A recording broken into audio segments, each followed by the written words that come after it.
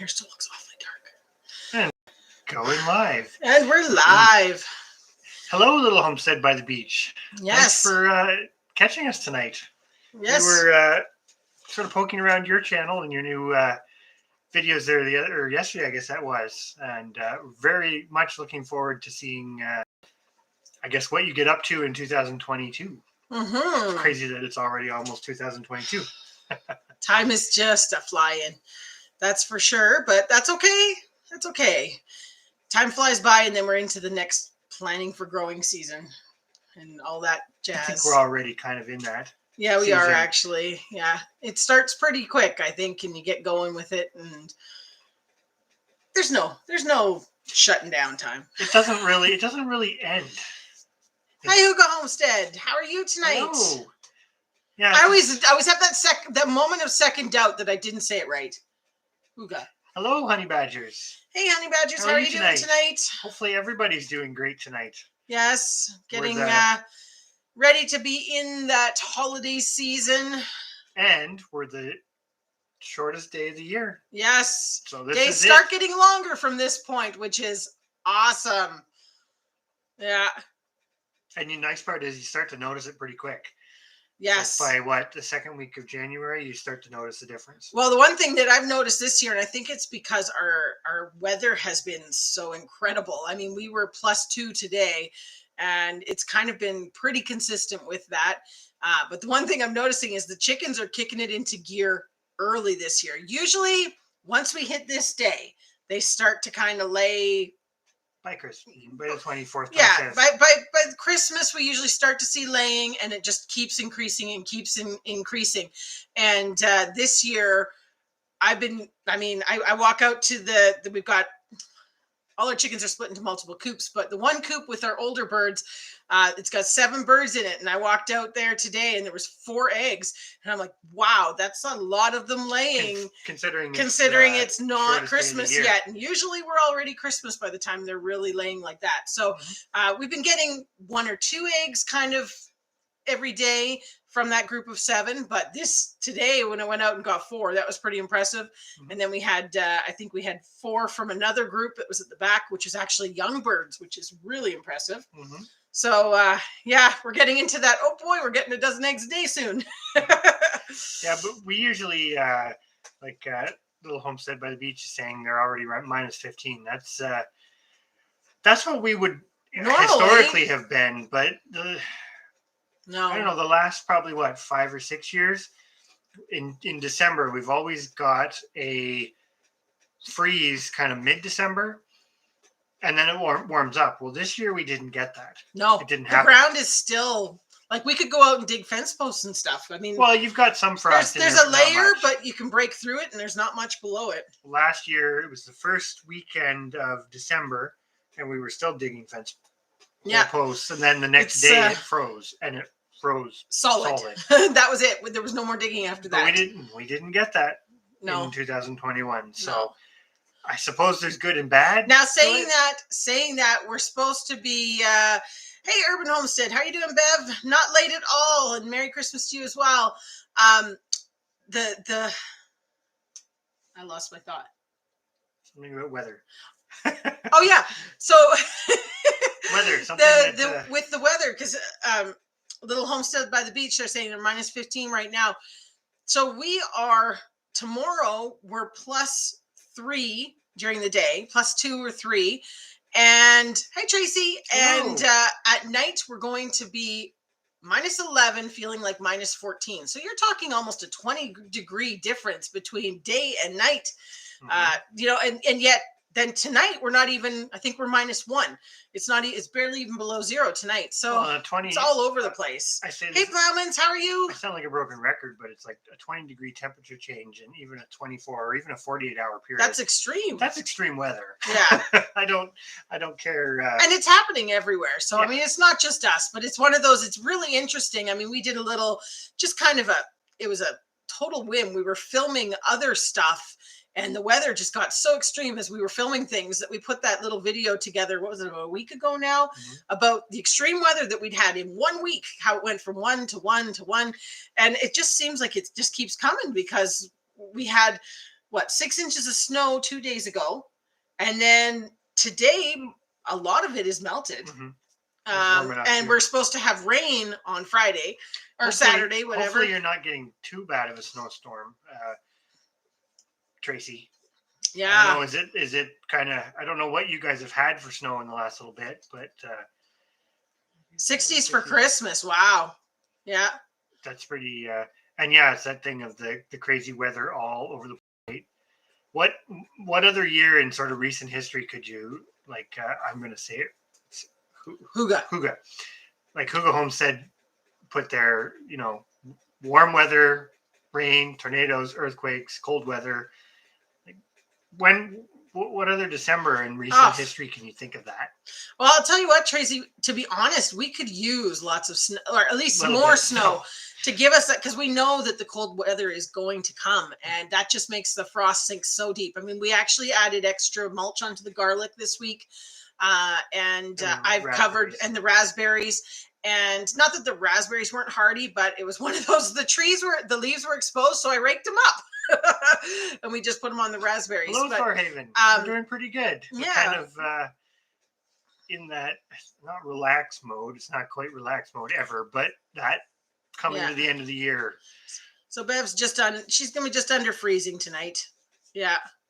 That's about where we're sitting. I mean, the kids are really hoping, of course, I'm sure a lot of people are going through this now, but they've changed all the rules on COVID and gatherings and stuff like that. So we were hosting Christmas Eve dinner. And so now we're switching it all around to be an outdoor event. So we're really hoping that -2 that they're calling for is true, because it'll be interesting to host an event outdoors.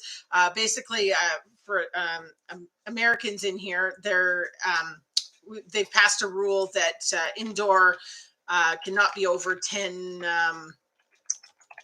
people at an indoor gathering. And of course we're a group of 16. So we've decided to go outside. We've canceled turkey dinner and we're now having burgers and hot dogs, but hey, you got to roll with it. That's how it works. And it's going to be a great time. It works. But the kids are hoping for doing some sledding in the pit on our hill. I don't know how many of you have seen any of our videos of we call it the pit, but food forest. But it's an old sand pit and it's got some pretty sweet slides if we get some snow. So I did live wildly and I went to test the water on the pond out there and I scared myself pretty bad. So anyways, they will not be going out on the ice. It is not thick enough. Hey, North Speakers, how are you?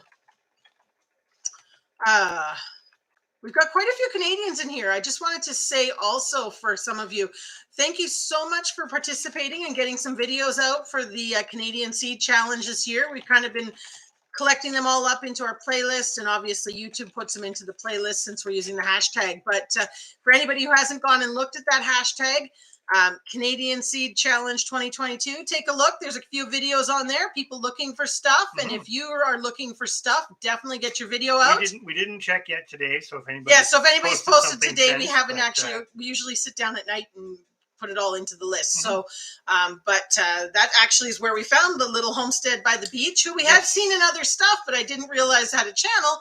And she just started a channel. So this is fantastic. Chris is about to share the link here for her channel. So definitely. So if anybody's not subscribed, go check it out. I will admit, I do not speak French, but thank you so much. The subtitles underneath work perfect and the information is incredible. So yes, it looks like you've got a lot going on. Yeah. From your intro. And the other channel that I want to share actually is another Canadian one. Yeah. Because these are channels that we found. Well, I guess found us through the Canadian Seed Challenge. So round bales for $20, Tracy. Hello, send some of that this way. That's one thing we are noticing. Even I know we added the ponies, but the ponies aren't really eating anything. But as far as our stash, but boy, we're going through hay quick, even a lot faster than we thought. So we're going to be definitely scrounging up some more hay this year, and hopefully we can find it still at reasonable prices. But that's $20 a round bale is awesome. And I can see who got their homestead with the moving right now. So yes, warm weather, definite plus. I imagine Is Honey Badger still in here, Amanda? I'm not sure if you're getting, that few breaks at least with weather for all the stuff that you guys are going through as well. Hopefully, it's being kind. Oh, then you guys are well stocked on hay if you got 20 of them. Yes, nice. That's awesome. Could you imagine? That's only $400. That'd be awesome. We can't. You're $60 a bale here for sure. $60, and and Darren saying 50 to 75. Yeah, we're 60, and that's even pushing it now. A lot of them are higher. And never mind if you need it delivered, because obviously we don't have a way to haul a bunch of them other than one at the back in the back of the truck at a time. Rabbit feed for $22 a bag. Yes, we are. I hope I haven't skipped anybody. Oh, okay. Plowman's has working on their seed challenge video. That's awesome. Perfect. I expect to see one from Thorhaven as well. Who else was in here? Tracy, if you've got any seeds or anything that you're looking for the growing season, definitely send us do a video up, and we will. We've got a list that we've got going here of what people are looking for and that sort of thing. So awesome. What's our rabbit feed up to? Rabbit feed. So we use two different stores for our stuff because one of them is almost an hour drive. And so we have to be going for a big shop for that one. But oddly enough, that's the one that the rabbit pellets are more expensive at. It's like a couple dollars. Yeah. They're almost 20. I think it works out $24.95, I think is what it is a bag. The other feed store that's actually in the kind of city we live near, theirs is $22.85. So you got about a $3 difference, but that's about the cheapest we've seen in a while. So it sounds like we're about the same then. So definitely that's pretty good price, to be honest, but it is slowly creeping. And that's this is not the live. We're going to get into the rabbit stuff too much, but that's one of those things we always go back on with the rabbits is you're quite dependent on that feed. Mm-hmm, mm-hmm. Not completely, but yeah, it's oh, that's great, Darren. We have to catch up on your videos. And not just the ones that you're naked. No, I mean, we somehow managed to watch those ones, but not the others. It must appear terrible. Oh, that's funny. Tracy, you're getting the rabbit feed for $20. That's really good. I need to maybe move north to get cheaper feed. 23 for rabbit, duck and chicken. That's one thing. We don't know what the poultry feed is here because we do the spread of grains. The grains are cheaper. Yeah. I've been doing a lot more of the grain mixture for the rabbits with the split peas and they eat it, but they don't all love it. They don't all love it, but when the chickens are out, it doesn't matter because whatever they kick out of the hopper, the chickens go along and eat it after. So, but I mean, it costs a fraction to mix up compared to the pellets. So I try and do it, if I can figure out some ways to do pellets for 2 days and then I substitute something else in on the third day, whether it's squash or carrots or whatever, the grain mixture, something like that. But definitely we're seeing a slow creep in some of the feed prices. Barley hasn't changed for us. No, not yet. The wheat has crept up, but only by a couple dollars. Wheat always kind of fluctuates depending on where you are in the year. Yeah. It's the one that never stays the same price. Oats and barley tend to stay very similar. But yeah, we'll definitely be looking for your video. Thorhaven, and catching up on some of the other ones because after tomorrow I'm on holidays. Yes, tomorrow's supposed to be famous last words. Your last day of work until the 3rd, 4th, I think. Yeah, so that'll be nice, a little treat.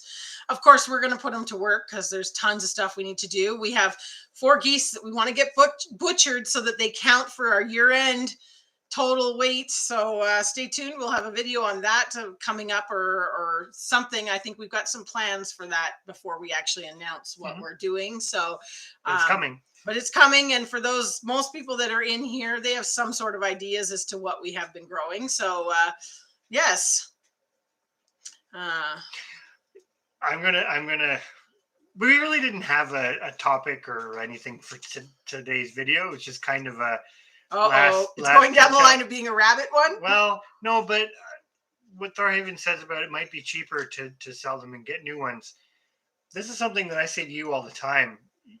There's a lot of things that's true. That's 100% true. We've got a video coming out soon. I don't know. I'm debating not doing it before Christmas because I don't want to say it doesn't want to be. It's not a downer, but it's a little bit of a reality check kind of video. A little bit, but it's kind of exactly on that point, and how you end up with populations of stuff.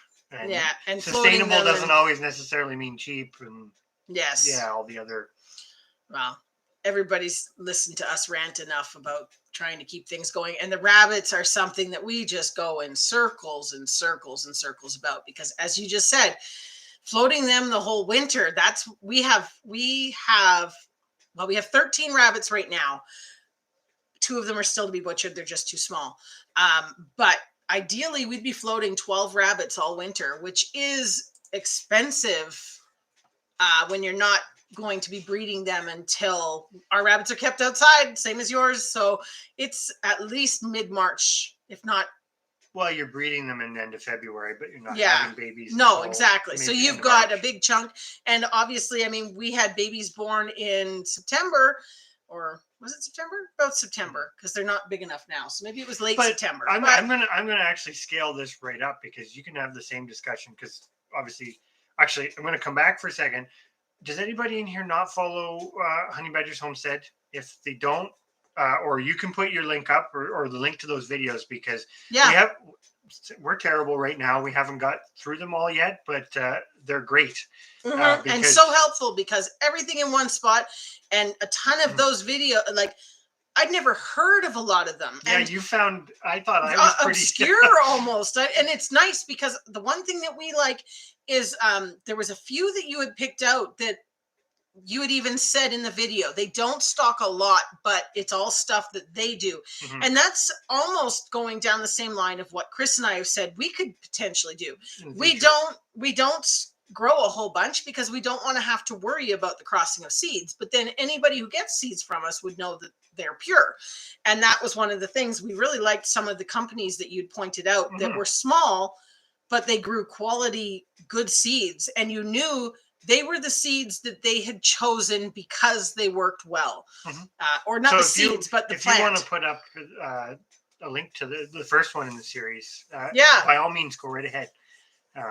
That would be great, because then anybody in here can just open it in another window. Not that we want to, chase you away so that you're not watching our live, but if you open it in another window, then you can kind of flip through them. But very helpful. I'm going to go back to Thorhaven's comment too, because we've had conversations with people, because where we are, we have property, right? We have 38 acres. Yeah.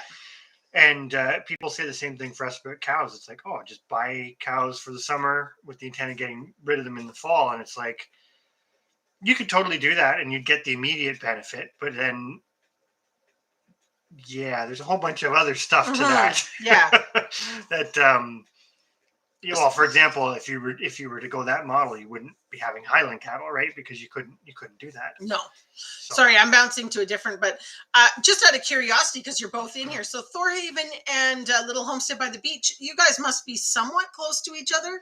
Yeah, you guys can't be, relatively speaking, you guys have to be close. You guys would be pretty much neighbors, I'm guessing, or on the internet world. We call within 2-3 hours internet neighbors. Hello, Wildwood Gardening. Yes, hello, Cassie. How are you? I always go. I try and Chris is he does the channel name, and then I end up with the That's good though. Yeah, it's both. But really, 5 to 6 hours apart. Holy. Okay, so I've got to work on my geography. The St. Lawrence River is very long. I guess you probably got that dilemma too, though. You can't just cross as the crow flies either. You've got to go to where you could cross. Well, I guess it depends. I don't actually know whether you're on the North Shore or the South Shore. I never thought about that either. I just made an assumption. Yeah. I didn't think about that. But anyway. Perfect. Thank you. Perfect. Thank you, Honey Badgers. That's great. So if everybody goes and takes a look at that, it's very, very helpful information. A lot of information. if you're going through it and make sure you got a notepad, because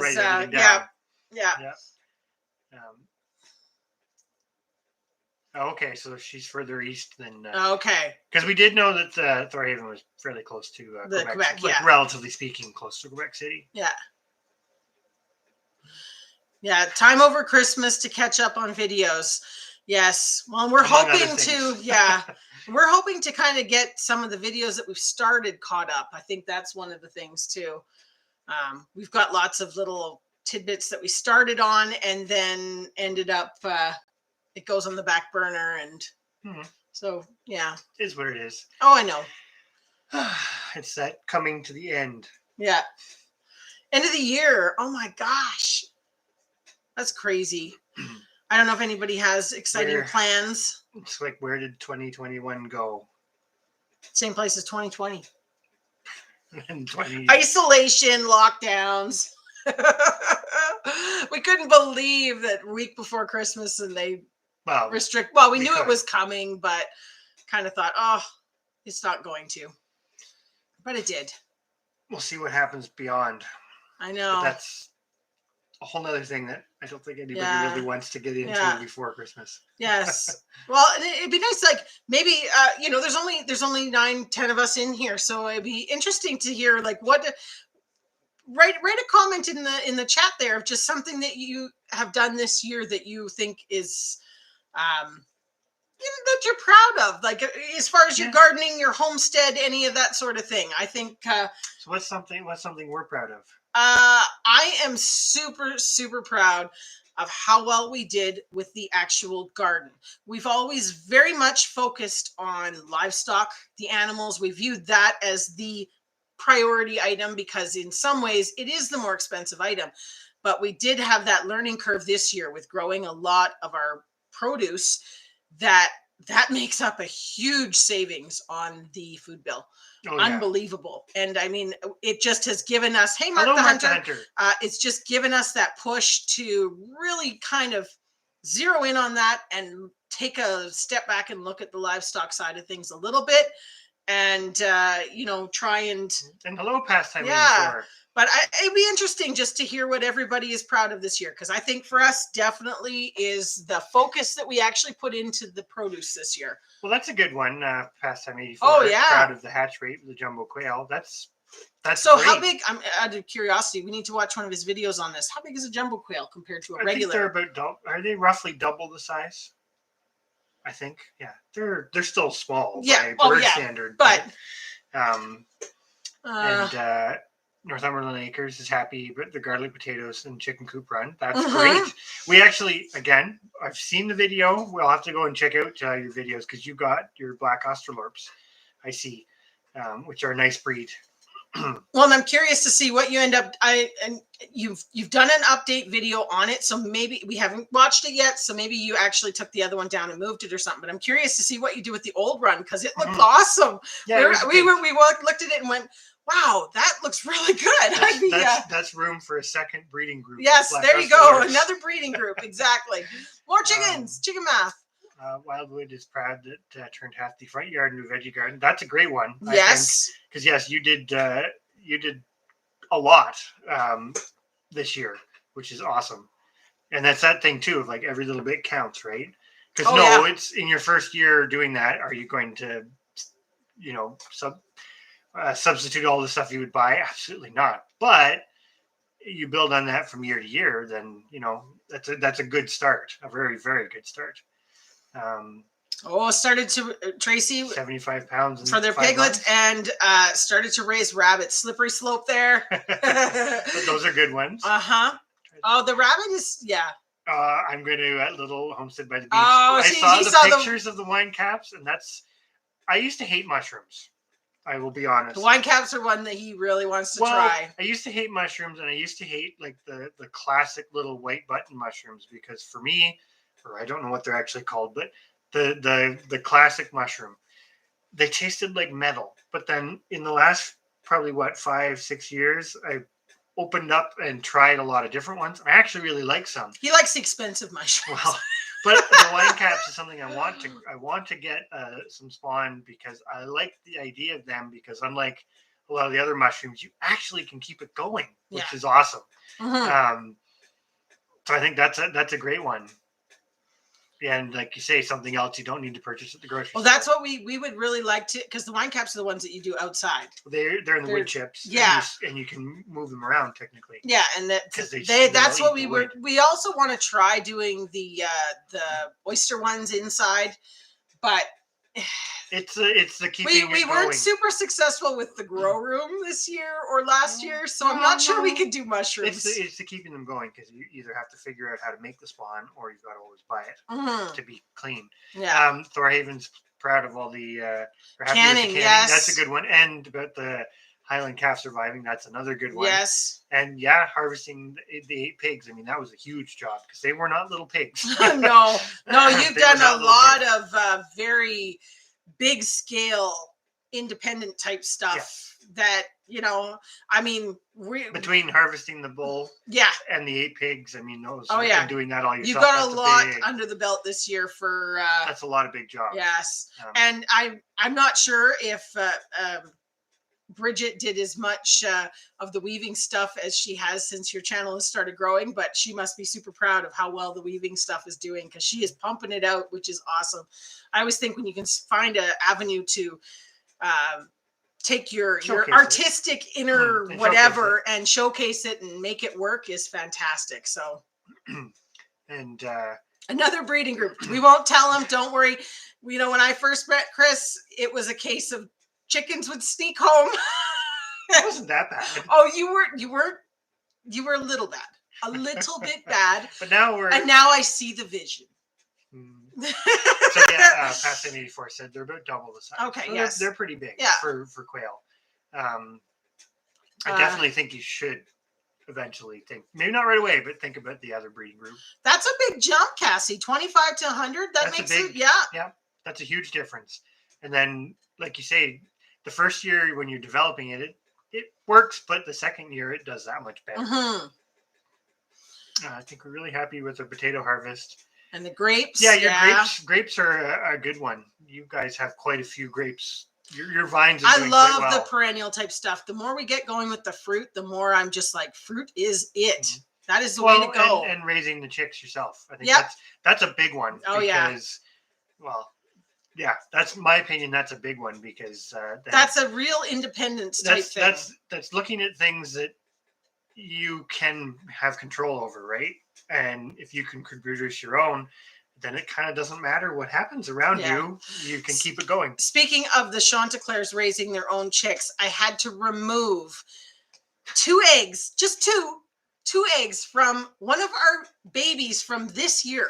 So she was born in May, and she was brooding on 2 eggs in December. Oh, I couldn't believe her. So anyways, she still won't get off the nest thingy, but I took the eggs away because they were I'm not having baby chicks running around in January. But anyways, you will have Chanticleers raising their own chicks. I can guarantee that. That's going to be a goal for me for next year, because we're not going to add a whole lot of new stuff to the plate. I want to figure out getting some of the wine caps. The shiitake mushrooms I've never tried. Are they the ones? No, I'm thinking. Are they the little ones? The little kind of like stringy type ones? Shiitakes? No, shiitake. I'm not sure. Shiitakes they grow on wood, do they not? I think they're. Well, we'll have to watch as we go. But I could be wrong. Sorry, you have to go up. We lost the top of that one there. Oh, we're starting to get behind. Oh, not too bad. So they have white Berkshire pigs. She was talking about she did the oysters outside too. Before they see them. Okay. My thing with the oyster mushrooms is just figuring out, like I say, how to keep it going, because that's the one thing about the wine caps that I really like is it's quick and dirty. You don't have to, because the mycelia is in the wood chips and you can move that around technically, versus the other ones where you kind of actually have to propagate them from the spores. And what, you just have to mulch the wood chips? Well, they eat the mulch. They eat the wood chips. Okay. Yeah. They eat it. Math. Yeah, that's what happens. Yes, Bridget has spent a bunch of time lately doing more weaving and jewelry. I think that's fantastic. She's very creative, and it's great to have, something it's encouraging, right? Like when you're into that sort of stuff it's encouragement, and I think that's always good. Next year's plan: kill the rest of the grass in my front yard. That's not a bad one. Oh, little homestead by the beach is thinking. Sean declares, well, where you are, they would do well. Yeah, they would do very well. They say that every year, though. That's all right. You don't always have to jump into everything all at once. Oh no, we're bad for that, but not really. We didn't jump into everything all at once. No, that's true. Because we started with chickens and goats and rabbits and ducks. Oh yeah, then we had the ducks. So I guess we kind of started with the 4 things, plus we had horses. We've had lots of stuff. And then we got into the sheep. We added that, so we still had all those plus the sheep. And then we got geese plus all of those. We're going to do a video on that because I found some old photos. We apologize. We missed your live last night by 5 minutes. Yeah. We sat down and we're like, oh, we'll still catch them. And we gone. Missed you. So we apologize. Plowman's going to have to watch them. You might in the spring. You might find that they start trying to go broody pretty early on you. I couldn't believe that, and she was doing the cluck, cluck, cluck, cluck, cluck, and she was taking, it was super cute because she was taking hay from here and tucking it around here and around there, and she had a gorgeous nest, and I felt terrible. But it's not the right time, and she'll figure it out again. I know, and it was only 2 eggs. If she'd somehow managed to collect up 10 eggs, I might have let her sit them, but 2 eggs, that's pretty hard for the chicks, but... hey, our new land, how are you?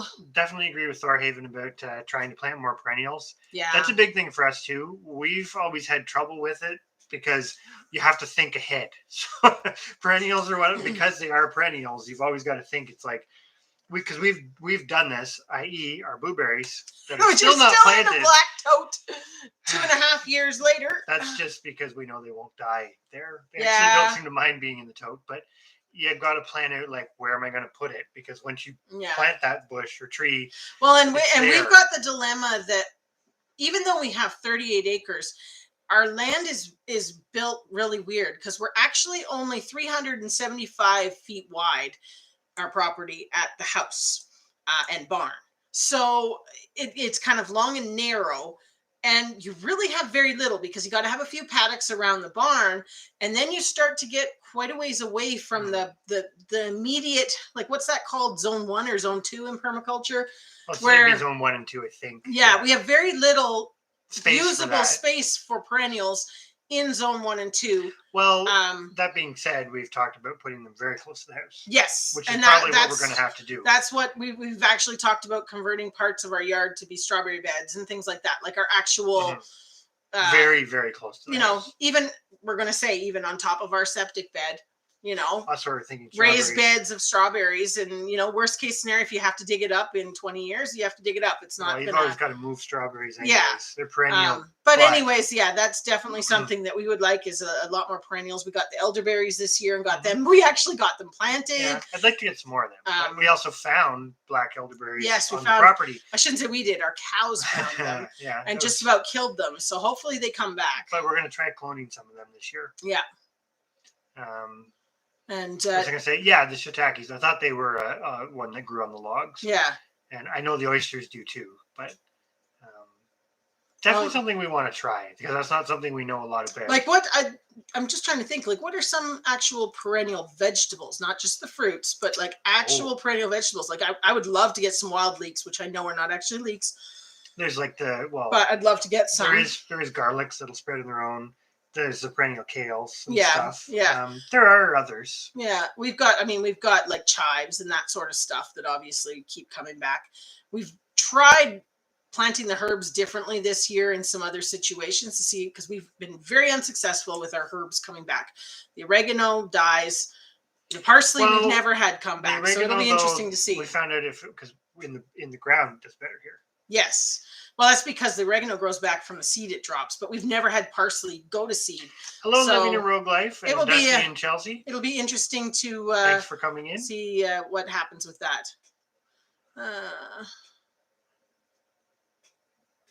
Enoki or the stringy? Oh, enoki is the type of mushroom that's the stringy ones. Okay. I couldn't remember. We're not super. Yeah. Hi, Joe and Sue. Hello. We're not super, knowledgeable on the mushroom side of things. I mean, we keep saying it'd be nice to get some to try because we haven't tried them all. So we got to do some research to find out where you could get some of those types to even try them. But I know definitely, like you said, the wine caps, and I really like the oysters. So even if it's not something that is, well, it probably wouldn't be if we couldn't take for beginning. That's what I mean. If it's more work to figure out propagating, I would still do it because the cost to buy oyster mushrooms is crazy compared to what people say you get out of one log. I'm going to skip ahead for a bit and then come back up here. But asparagus or any of the asparagus or rhubarb are great ones, right? I know you always say, oh, we don't need so much rhubarb, but it'd be nice to have a big patch of it. Yeah. And I'm going to go back up to Thorhavens. We got half of the more than half. We got 3/4 of the blueberries planted. And we did do a video on it, but we never actually finished that job. We still have another black tote with about 6. Is it 6 of them? Yeah. So maybe it's more than 3/4, but 6 blueberries left. We planted 28 of them, and we had 6 left. And they actually, the ones in the tote produced more fruit than the ones that we've got planted. It's just crazy. Well, but that's because we didn't. We didn't move those ones. So.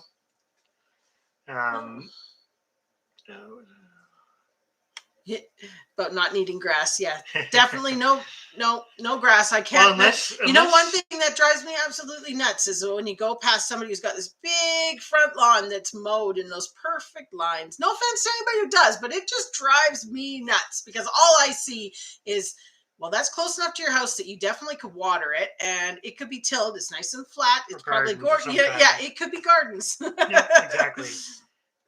More people have to grow their own. I'm going to kind of jump a little bit ahead here. Oh, we're not terribly far behind. Yay. Thorhaven's next soap commercial. I have a whole book. Yeah, so we've had kind of hit and miss with oregano. We found a patch that the previous owners must have planted at some point, and it's doing really well. And we planted some this year, and actually we planted them around the blueberries, so we'll see how that goes. They're in the bed. Yeah, and they're mulched and whatnot. So and they're doing good so far. We did 2 years. The first 2 years we did them in a bucket, a big Well, and we know the buckets or the pots. The roots get too cold. But the other thing that you probably don't have little homestead by the beach compared to us is this freeze thaw thing. Because this year we've been lucky. It really hasn't done it much. It's stayed warm. But the last few years we get this thing where it's like +5, -20, +10, -12. And that's really hard on plants. Really hard. That almost is worse than when you actually get the snow layer and it stays because they're insulated. So I think it's a combo thing of why our oregano hasn't done super fantastic. I guess Northumberland's saying there, and I didn't think about it. We do have asparagus, again, like you're saying, perennial vegetable. Yeah. Our kale, we're yet to see it unless we actually tend it and cover it and do something. It doesn't come back the next year. So it'll be interesting to see because this year there's 3 patches that we've left in different scenarios. One's in a raised bed that's low to the ground. One is in its second year. It did grow back this year because we covered it all. And one is completely in the ground in rows, and we've left it, and all the stuff's died now, but the plant is still there sticking out above the snow. So it'll be interesting to see if any of that kale comes back. Watch this space. We'll see. We're trying a bunch of different methods. Well, we know the red Russian kale, even though it's hardy, it doesn't do well with the freeze thaw. No. Exposed. So it'll be interesting to see. I've never tried growing salad burnt. Is it a perennial or is it an annual? I should know this. But maybe that's something to try because I was going to write that down, but my paper's full. Oh, I'll write it on my piece of paper. Yeah. Try salad burnt. Look it up. Yeah. Salad burnt. Going to look that up. The cut leaf celery. Yes, I did know that honey badgers because I used to I had some for a while, And is that the soup celery? Yeah, the soup celery was one of them. We still have some old seeds of that, but I don't know. think they'll go very well. Yeah. Fiddleheads we did plant as well, Northumberland Acres. We did down in our food forest pit.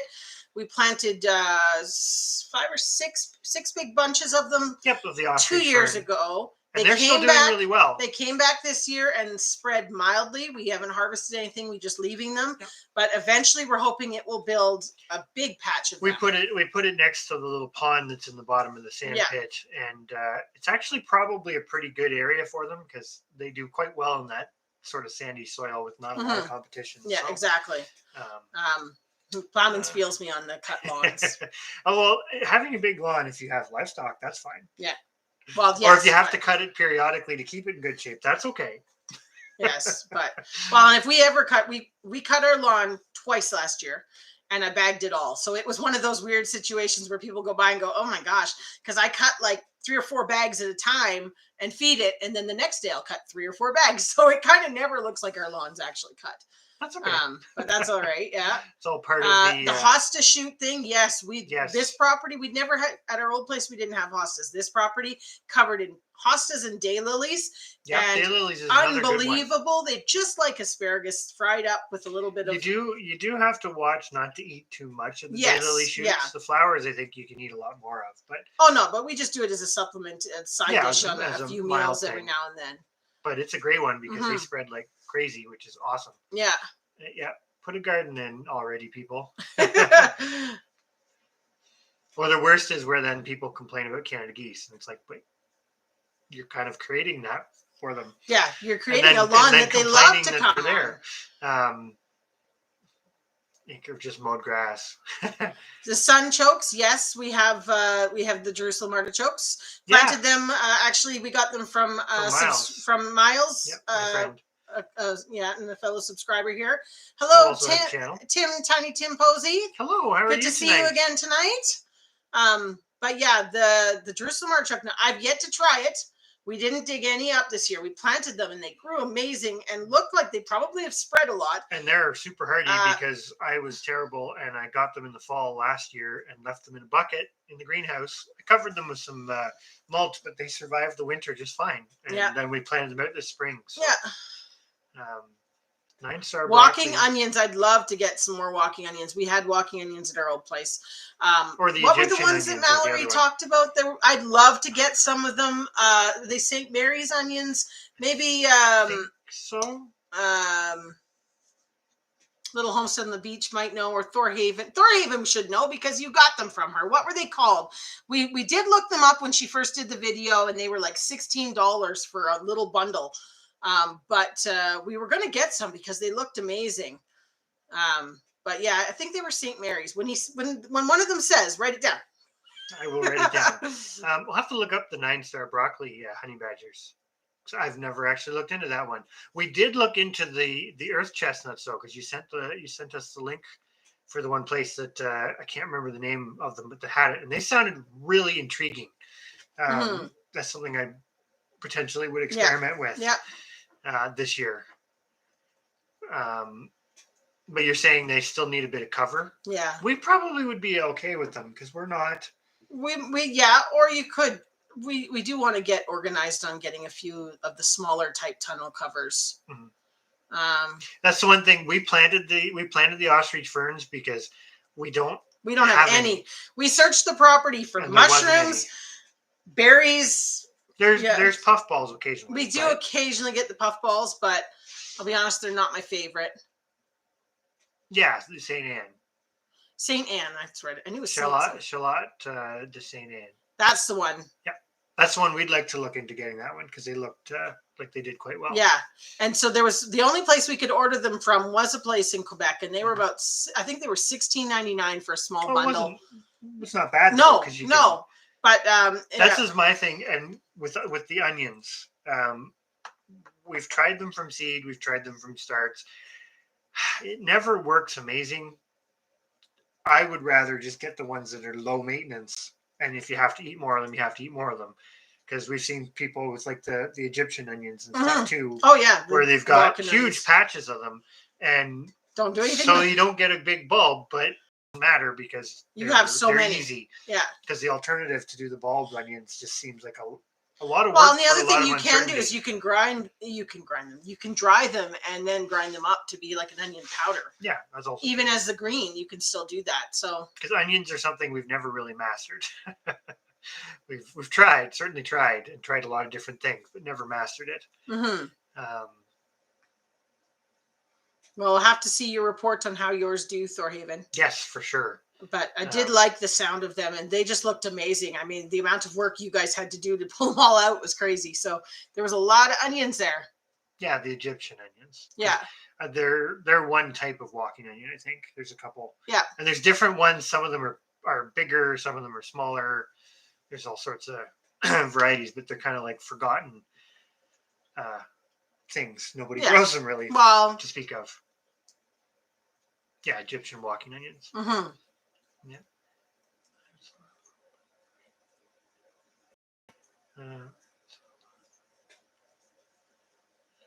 I must have missed something. Oh, you're good. Oh, okay. Yeah, Living Rogue Life was wine the Sunchokes. Yeah. We're pretty excited to have them. Well, it is one of those things. If you know you're going to stay where you are, and you know you've got some time, really trying to get the perennials going is great. Mm-hmm. If you think at all that you might not stay where you are, then they're harder, right? Because you don't get that return. And it's like us with our blueberries. We planted them all before we moved. We weren't planning to move. That's basically what it was. We planted the patch, and fortunately, they were young enough. We were able to dig them up and bring them with us. We swiped them. Oh, I'm going to write down the St. Anne's shallot. Yes, please. Hello, Bill and Amber from the Ashes Homestead. Hello, glad to how see are you again. Tonight? Hopefully, you guys are getting decent weather out that way as well. Looking forward to the holidays, even though we're on restrictions. I will say I've never seen the Sunchokes or the Jerusalem Artichoke in a grocery store either. I don't think that I can remember. Not where we are anyway. So it may really depend on where you are as to whether that's something they carry. I don't think I've ever seen them. No, I saw them somewhere, and now I'm just trying to rack my brain about what store I was in. It's certainly not common. Though. No. It was not where we are, anyways. I don't know. I'll have to look. Yeah, the ramps. The ramps, I would love to get some. If you happen to have a good number of those, Angie, on your property, I would love to dig up a pile one day. We'll trade something for them. Yeah, it's like asparagus. Because that is something we do not have, and I would love to have a patch of them.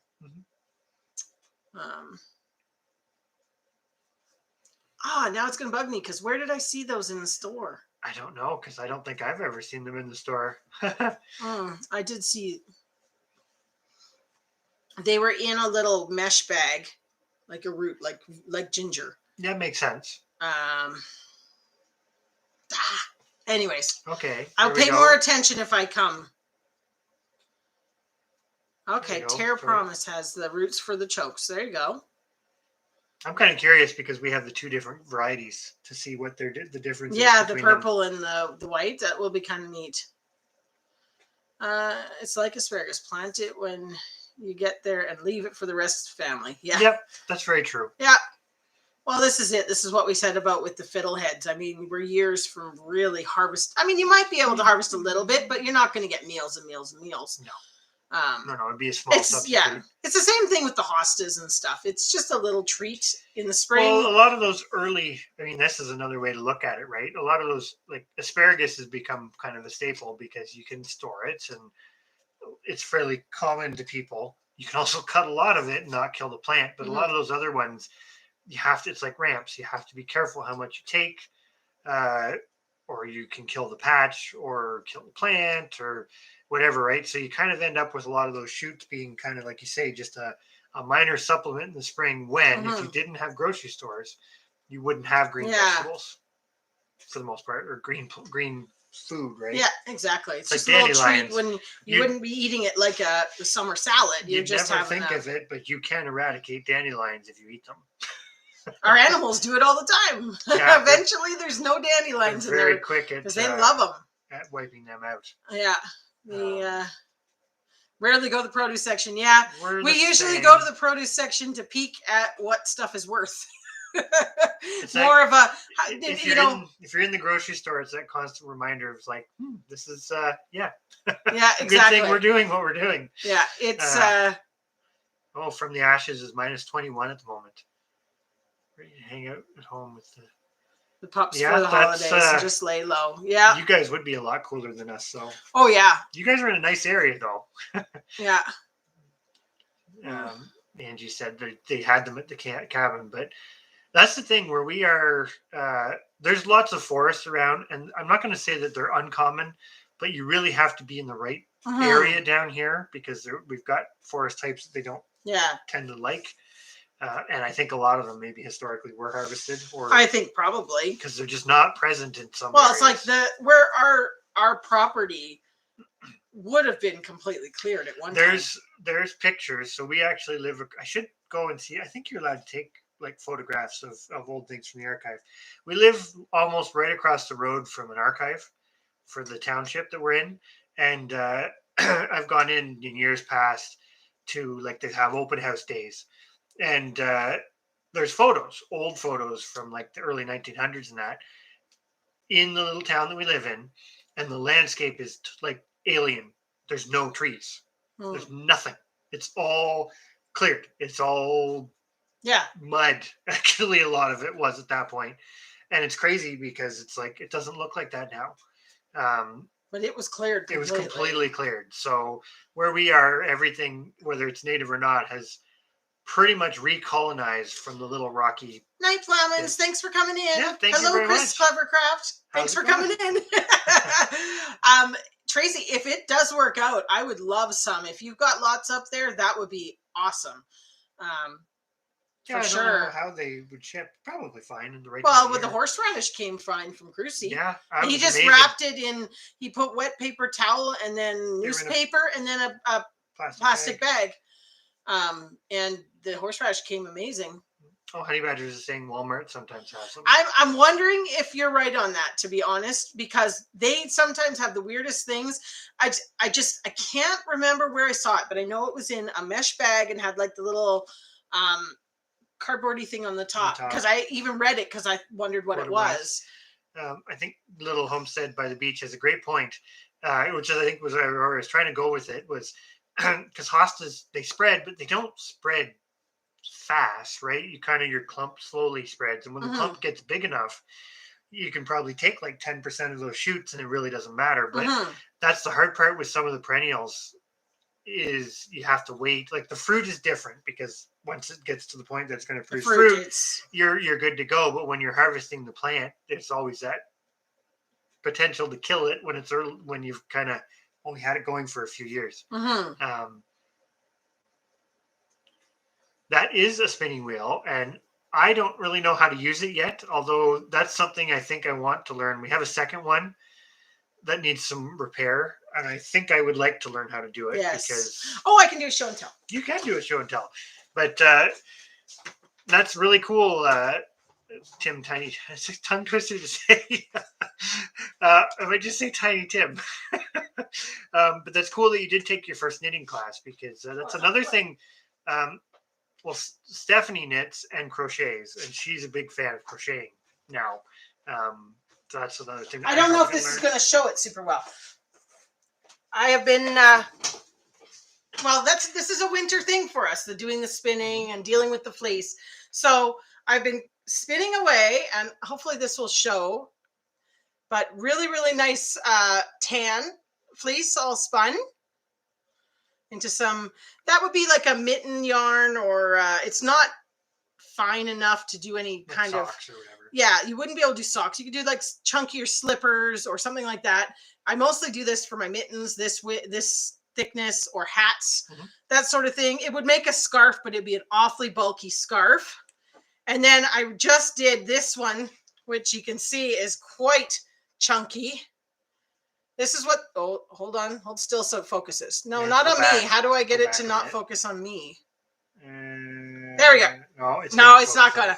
Anyways, I'll leave it roll just a ball because I can't get the thing to focus. But I'm doing kind of really, really chunky, and it doesn't matter if it's nice and even. But with this, I've been making, and I'm going to be showing these because they're Christmas gifts, but I know these people are probably not going to be in here. But look at these ones I did. They're like men's loafers. Focus. See, they're like, I haven't tied in my ends yet. I haven't tied in my ends, but they're like a loafer. See? Loafers. They're comfortable. I get to be the test. Yeah, Chris gets to do all the testing, and they've got a really, really thick, doubled up sole. So there's lots to cushion when you're wearing them. So super excited about these. I've never really gotten into the crocheting, and I find I'm able to do it a lot. And so I'm really kind of pushing myself to make all these different things that I never would have made slippers before. No. And now I'm like, look at this. I could go into sweat farm business. But you find the crocheting quicker. Oh yeah. Love crocheting. Crocheting. So I'm going to go back up for a minute because I don't want to miss anybody's stuff. But rhubarb, something we still have a couple that we didn't get planted. I'm hoping they'll survive. They're pretty hardy. I think they probably will. Honey badgers, the kids eat the dandelions. Yeah, ours eat the dandelions. Ours just smear them all over their face. I really don't get it. Well, they do eat the dandelions, and they eat the clover. Yeah, it's another one. Clover, and Alex likes to eat thistle. Well, but thistle she is says actually it tastes good. like cucumber. Yeah, it does. I'm like, well, as long as it's not making you ill.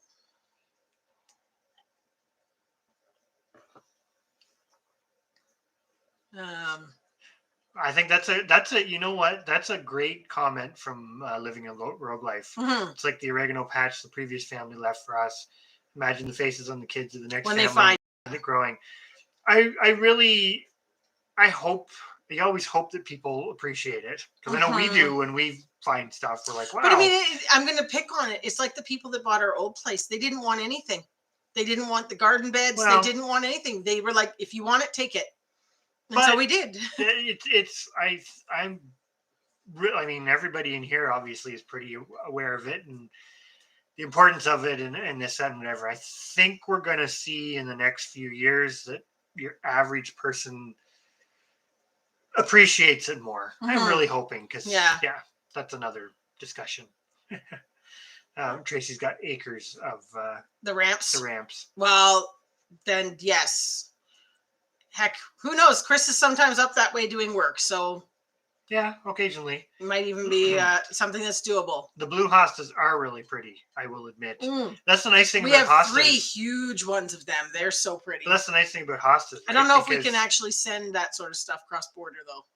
No, I don't think so. We can't send seeds. We probably can't send a plant. I'm sure you're not supposed to. Yeah. But like hostas are nice, right? Because you have so many different varieties and they all look different. So you get the aesthetic part of it and you're still edible. Yeah. So they're kind of one of those few aesthetic-y things that, I mean, some of the pollinator ones are the things that you can use for teas and that makes sense too. But, yeah. Thank you for the comment, Rogue Life, but thumbs up. Thank you, everybody. Now we're up to 16. That's a little better. Like it. Oh, that's awesome. From the ashes, just made a hat and a blanket. Honestly, I'm not knocking knitting, because knitting produces beautiful things, but I just found I could only do it for so long before my hands would get sore, and it just felt so cumbersome. Like I was knitting mittens that used 4 needles, and all that sort of stuff, and it just felt whatever. And then I'm like, why have I not crocheted before? Because it's just, I fly through it. It's just, it's kind of like an addiction now. Like once you say, because I've watched you. It sounds so bad that I'm not doing it, but once you figure a pattern out, you take a while to figure that, and then once you figure it out, the big reason it's hard. Thanks for coming in, Thorhaven. Have a good night. The reason it's so hard to figure out the pattern is because I spin the yarn myself, and I haven't figured out how to spin yarn to a certain size. Like the pattern calls for a 4-ply size, whatever. And I'm like, well, what the heck is that? So it ends up that I spin what I think it is, and then I end up having to figure out how it works. You end up too. Some of the fleece spins a little differently than some of the other fleece. Yeah. And Yeah. So and no problem, Chris's Clever Craft. That's awesome that you're listening to us talk. Yes. So don't worry. We don't think you're ignoring us. No, or anybody else in the chat. That's certainly welcome. Hello, Scott Rambling with the Brums. Welcome to the chit chat. Hope you're well tonight. Our neighbor, sort of. Yeah, you're not that far. No. Is that my biker road name? Because the opposite is true.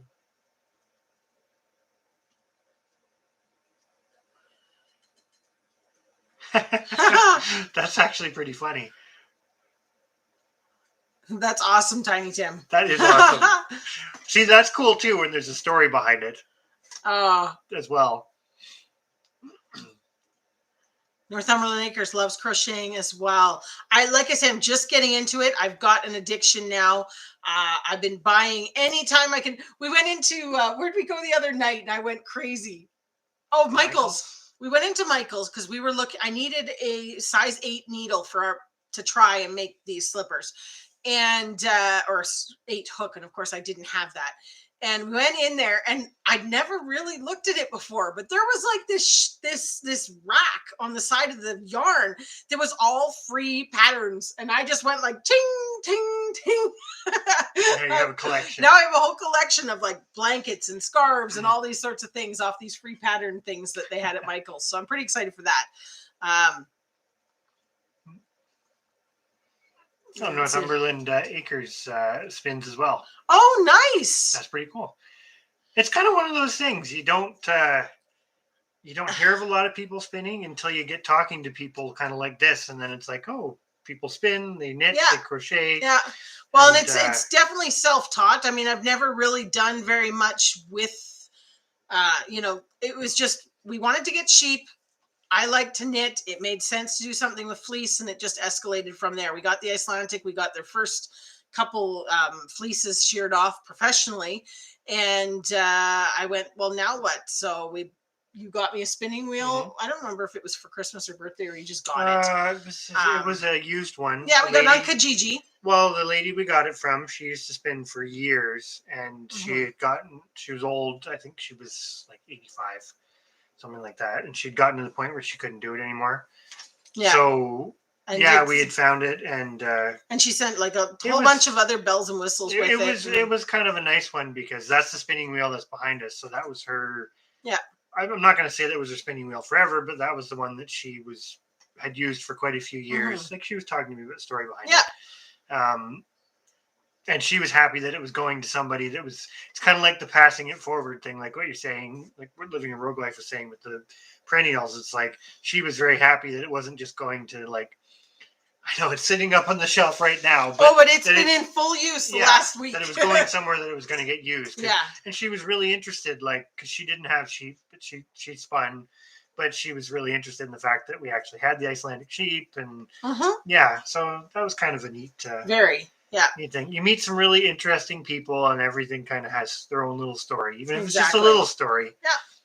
So we ended up, we have a second spinning wheel that came from your stepmom, and it needs a little bit of repair. It's definitely an older model than this one, I would say, but very, very similar. But the idea of it all is very similar, and I think we can figure it out. So that's we're going to get them both going so that we can pump it out. Oh no, I'm going ahead. I'll come back, but Tracy said so much snow they can't open the back door. So you guys are really getting a snowstorm. Yes. Well, hopefully it's not too bad by morning, because usually it's the next morning, it's over, and then you got to dig yourself out. It doesn't go too bad for you guys. Thank you very much for coming in, Little Homestead of the Beach. Yes. Really, really glad, and I hope your last day of work goes well. For anybody who hasn't kind of shared the channel link out, let me just, I'm going to share Northumberland Acres again, because they're a small one, because I know we've got a lot more people in here. And just because I happen to have that one open, but I'm going to share... Yeah, definitely. We'll share out Northumberland Acres was a new channel, and Little Homestead by the Beach, another new channel. Both these people have taken on doing the Canadian Seed Challenge for 2022 this year. Mm-hmm. And they both just started channels recently. Yeah, exactly. So hopefully everybody will get a chance to check them out. It's not typing, my dear, or you're just faster than it. You're just faster at that. I can type like a maniac. Yes. But anyways, that, and by all means, others can certainly share links as well. But these were just ones that were definitely new to YouTube, and we wanted to make sure that we got them out there the best we could. So what do we got here? Cassie's puzzling. You know what? Sometimes a good puzzle. Oh, what were the ones that I saw the other day? Weren't they like crazy ones? Oh, they were absolutely crazy. I don't know if you've ever seen them. They were like little tiny scene, like the pieces were so tiny, and it was just super colorful city like building type things. I was just like, oh my gosh, I couldn't imagine. I'm pretty sure I don't crochet, but I'm pretty sure you'll like it from the ashes. Yes. Got the hook on you'll end up getting more hooks. Yeah. More stuff. It's definitely, I think the thing for me is just that I can spend so much time at it. I just keep going and like. Well, there you go. Tiny Tim has the drop spindles. You know how to do the drop spindle. Yes. You've got one. You got one or two? Maybe you only have one. I only have the one. Yeah. I've got. I'll go get it. More show and tell. More show and tell. Why not? Well, 15 centimeters is quite a bit. Interesting day out tomorrow for sure. Yeah, mine's it's just a very simple one. I don't know. Just for anybody that doesn't know, that is a drop spindle. And basically what you do is you put your yarn through and you just spin it. And then after it's twisted, you then would take it off and you just wind it around your spindle. And that's really, I mean, that's hand spinning wheel. Takes a lot longer, but it is quite something. It works well. It works. I find the drop spindle, I can do really, really fine stuff. Like when I actually separate the fleece into the two parts, the I was getting it wrong. The thell hairs. The thell is like about 2.5 to 3 inches of baby fine, soft stuff, and I can spin it a lot more even and better on the drop spindle. So Starhaven's back. What happened? Oh, I forgot to put bread in the oven. Yep. And hello, Crucy. Sorry, yes, we kind of missed you there. Sorry, it didn't work out for on Saturday to meet up, but that's all right. There will be another time. Oh, there will be. And yes, from the ashes, just you should get in on it. You just have to do the little wish list video, and like I say, we've already got, was it 5 or 6 people? Yeah. If you get a chance on YouTube, just search the hashtag Canadian Seed Challenge 2022, and all the people's videos come up. Or we have in our playlist, we have a playlist. We've been adding everybody. Yeah, we add everybody. So, and I do think we should also make sure we put Honey Badger's, the Canadian seed thingies into our playlist. Yeah, we should do that. She should, you know what, Amanda, you should hashtag, I don't think you did, but hashtag the Canadian Seed Challenge even in your seed videos, because it's very helpful. Very helpful. Yeah, and it's right just another place that people can find that information. Mm-hmm. I think anyways. That's a great idea. It's no different than using the Canadian homesteaders that Tracy had started there. I think that's another great one that you should, I think you did Canadian homestead, but not Canadian homesteaders.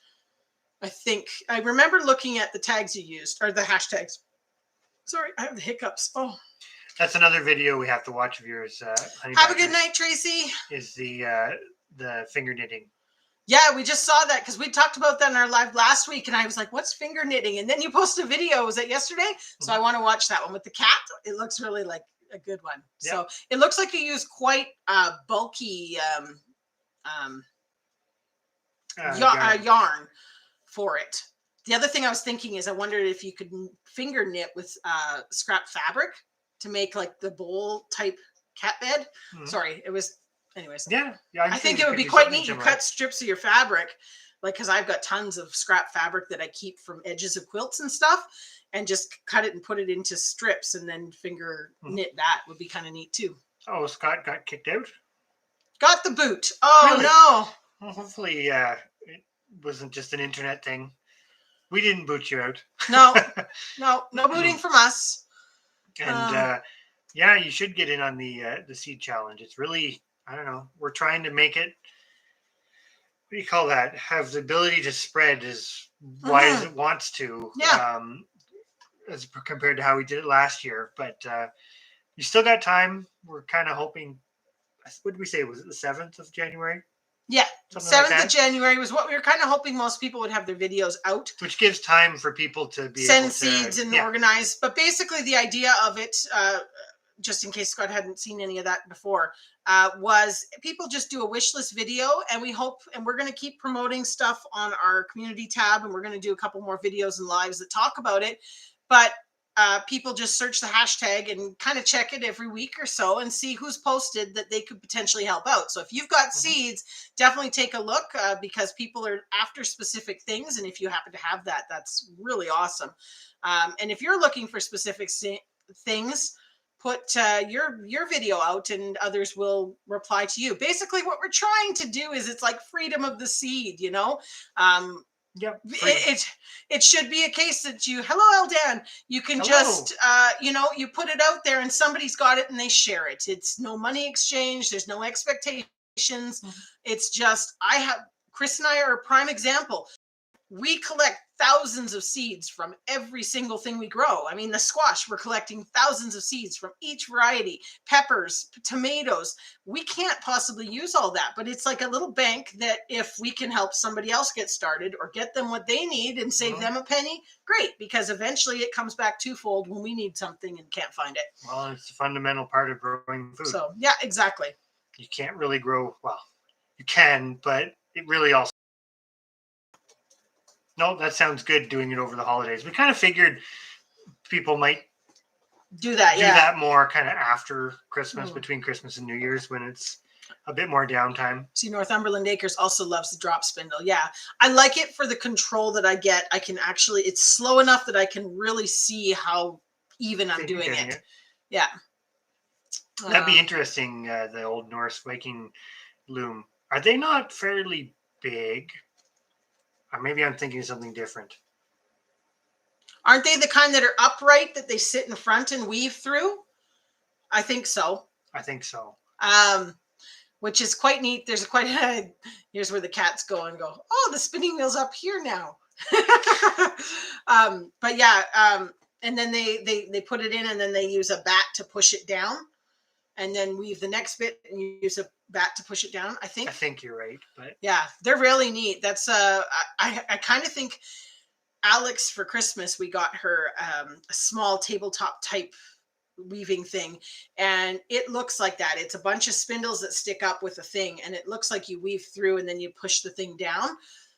So I'm curious to see how that'll work for her. But she uses she has done some on my loom, but I've done very little on my loom. So well, it'll come with time. Yeah. Oh, no worries at all, Chrissy. That I'm glad you made it home okay. Yes, the weather was just awful. I mean, gosh, we were thinking about you and going, oh, did they actually come or drive down because it was so bad? And it kind of came relatively quickly. Yeah. So it was probably good that you didn't linger down here for too long anyways.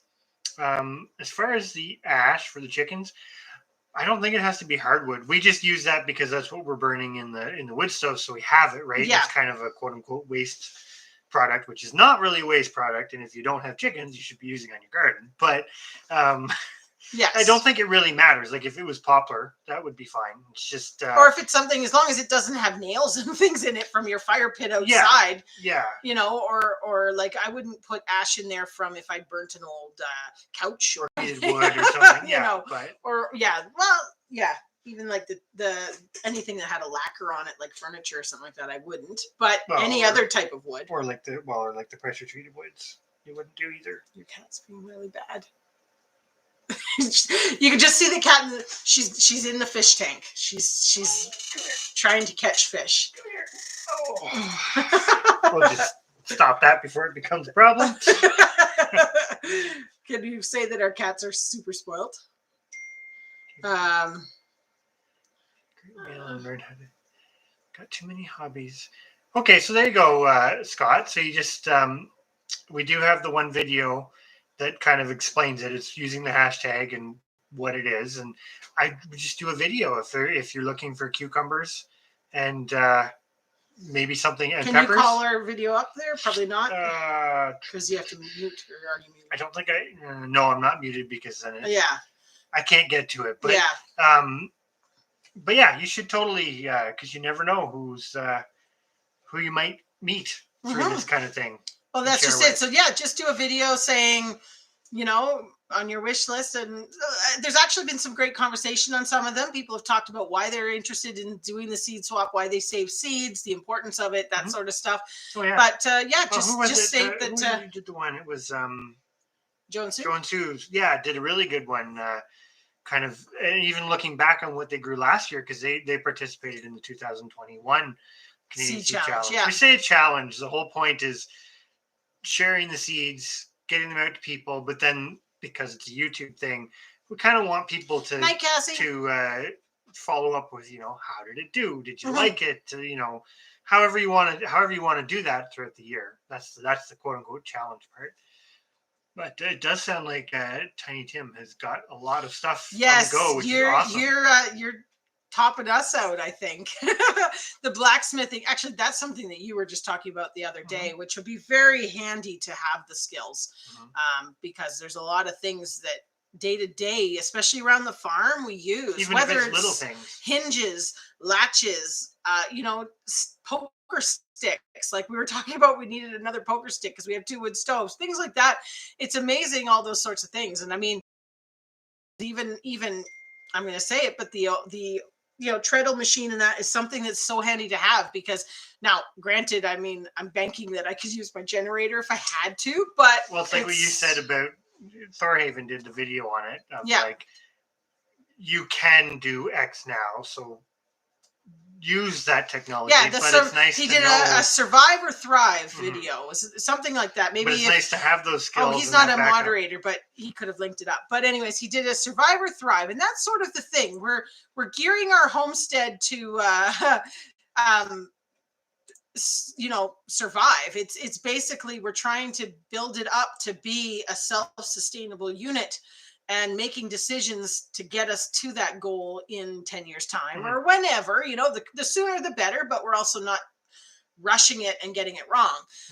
But as long as you still have access to the other things, you take advantage of them. You just make sure you've got a backup, like how he was saying about, I've got a chainsaw, but I've also got an axe, so you've got everything covered. And that's the same thing with the it's different, spinning and it's different skill sets too, right? I'm going to go back up here a bit. Thorhaven's saying that they're kind of big, but they're up against the wall. So they don't take up they take up a lot of space, but they don't because it's more vertical. Oh boy, works 60 hours a week and only gets vacation from Christmas Eve to New Year's Day. Guardian during that week. Oh, and we do still want to give you a call, Carla, and talk about some of the things that we've been talking about last week. It's just been a crazy week and getting ready for the holidays and Christmas and whatnot with the kids. It's been kids off school. It's been hard to definitely get in there, but I will. I'll have to look on your website and see if your email's on there, and then we'll maybe try and set up a time to call. And that way we're not, But we definitely want to call and talk about some of the things that we talked about, because it was awesome. The ideas that you were spewing out last week was just yes. And we do the exact same thing with the wood ash. We mix it. We kind of cut it with the sand. As part of it too, it keeps, you still get the ash floating around, but it's a little less too, right? It's not so concentrated. Yeah. But if you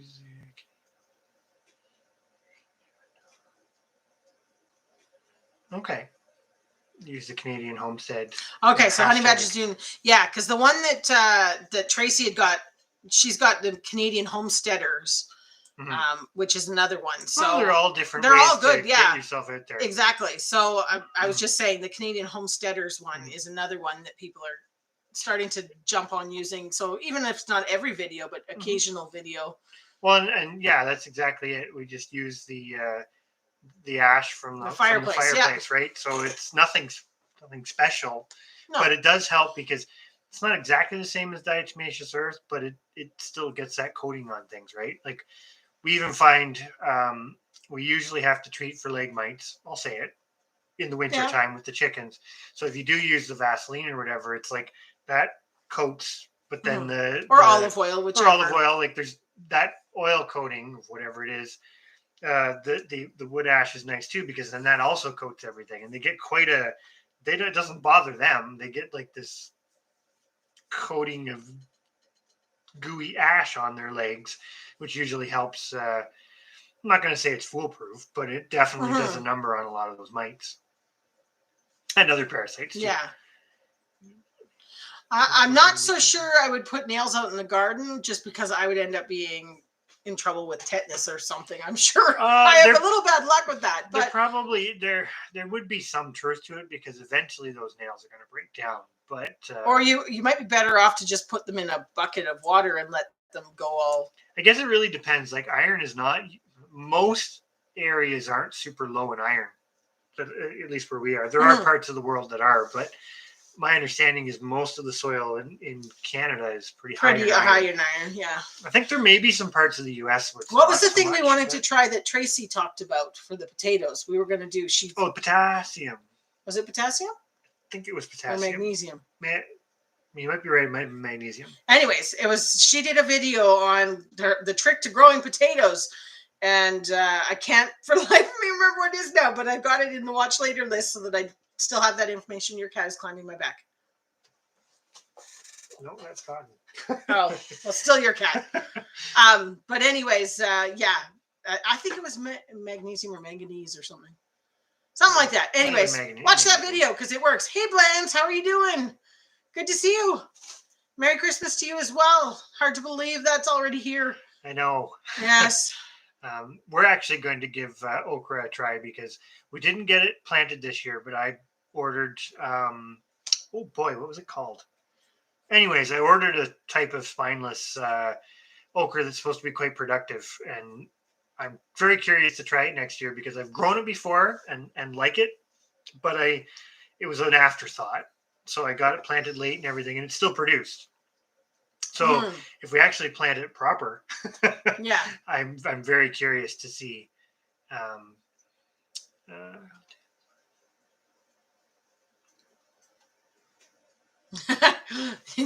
Thorhaven, you did give him a wrench.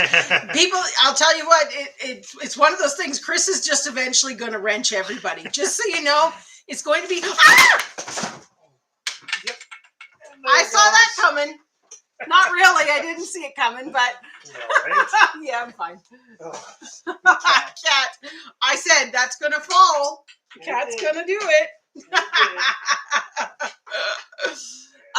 But yeah, Chris is handing out wrenches. He likes to do that. As soon as somebody comes up that it's a case that you could potentially, need to share a link, you get a blue wrench. Don't worry about it. Just leave it. I'm just trying to make it so that they don't play with the dangly bit. Chris is going to buy me a new loom because he put it up there. Not new loom, sorry. New spinning wheel. His cat. Why do we have so many cats?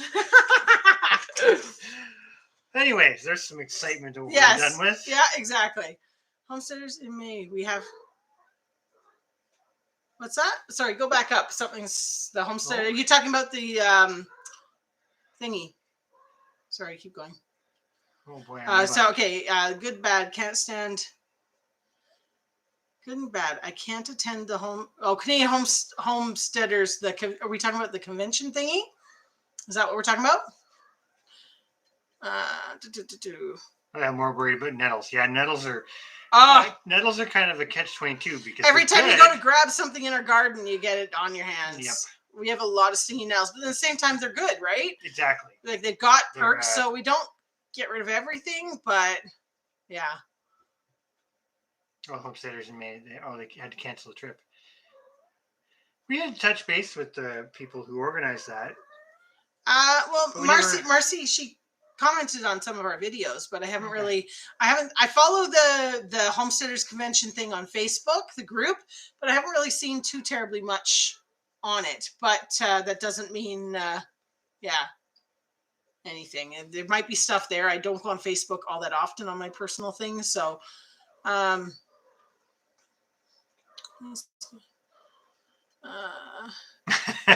Don't make them strip you naked of the wrench. Use it well. Yes, use it for good, not evil. That's funny. Hey, Celtic Roots, Brampton Gardner, hello. Hello, guys. Sorry, we had like a thing with the spinning wheel there, and now we're trying to catch up on what we missed. Yeah, actually... Celtic Roots got her just in time to watch that fall in my head. Well, you know what? It was one of those things. We knew it was going to happen. Well, it was a case of put it up because the cats play with it if we leave it down, and so yeah. Anyways, apparently it actually land on your head. Yeah, it did. Did it hurt? It did, yeah. But I mean, there's not much I can do about it. Well, I suppose the show must go on. Oh, that's too funny. No, it wasn't too bad. It was a slow fall. I think the cat was somewhat balancing it for a little bit. And I don't know what the cat was doing. Yeah, but a crosscut saw. Crosscuts are they're the big ones, right? Where two people. Because I've always wanted to get one of those, if that's what they are. Yeah, the saw pull it back and forth between two people. It, yeah, like that's a great point. You have to know how to use it and how to, and that's the skill part, right? It's like so many stuff. Well, kind of talking to the converted people here already, but it's like, you know, having a seed stash and never having gardened in your entire life. Well, you don't have those skills. Yeah, you don't actually know how to do it. It might work, it might not, but then when you start getting into more complicated things, it takes. Sorry, I'm going back to Rambling with the Bruns. Is this the okra? Are you asking about the okra? Or maybe he's asking somebody else. I don't know if that's for us or if that's somebody else. I just saw there was conversation about the okra. That was all. So maybe we'll come to that further down. Any luck with asparagus? We have asparagus that was here when we got here. Mm-hmm. As to having luck with growing more, no, because of our lack of organization. That goes back to the making sure you know where you're going to put it. Because we bought a whole bunch of rootstock. We never planted it. And we even soaked it with the intent of finding a place to plant it. And we never planted it. I shouldn't say a whole bunch. We bought a bit of... But we do have some seeds too. I'm probably gonna. I've been saving the seeds off of the. We're gonna start some more seedlings. Yeah. I know it takes longer, but we'll give it a shot. Yeah. I think you're 2 or 3 years longer from seed than if you plant it from. Well, but if you've got some, it's not too bad. But yes, Bland's no problem, Monica, about missing some lives. Not a big deal at all. It's what goes around. You know. We've missed quite a few of yours as well, or we get there and we're right at the end. That's one of those things, but we did a jump there. Chris saved my life. I'm not so sure he saved my life. I'm pretty sure he caused the problem. But we'll let him believe that one, sure. Oh, that's funny. How many cats do we have? In the house, we have 8.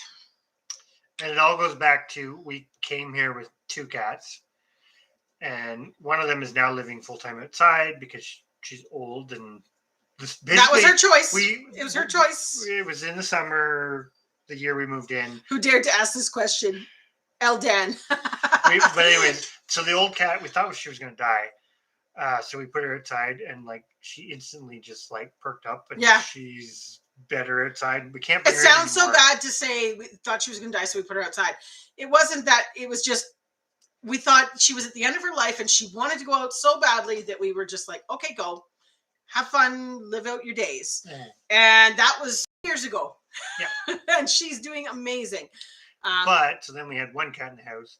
When we moved in, when we looked at the house, there was literally like 50 kittens here. There was 50 cats. It was crazy. It was a cat. This whole area is a real, what do you call that for feral cats? And the neighbor and I have been working on it, getting things fixed, neutered, spayed, but they just keep coming. And so a lot of these are ones that we had to take away from mums when they were little in order to get mums fixed or things like that. And so we kind of have just collected them up. And now it's a case that we can't put them outside until we get them all fixed.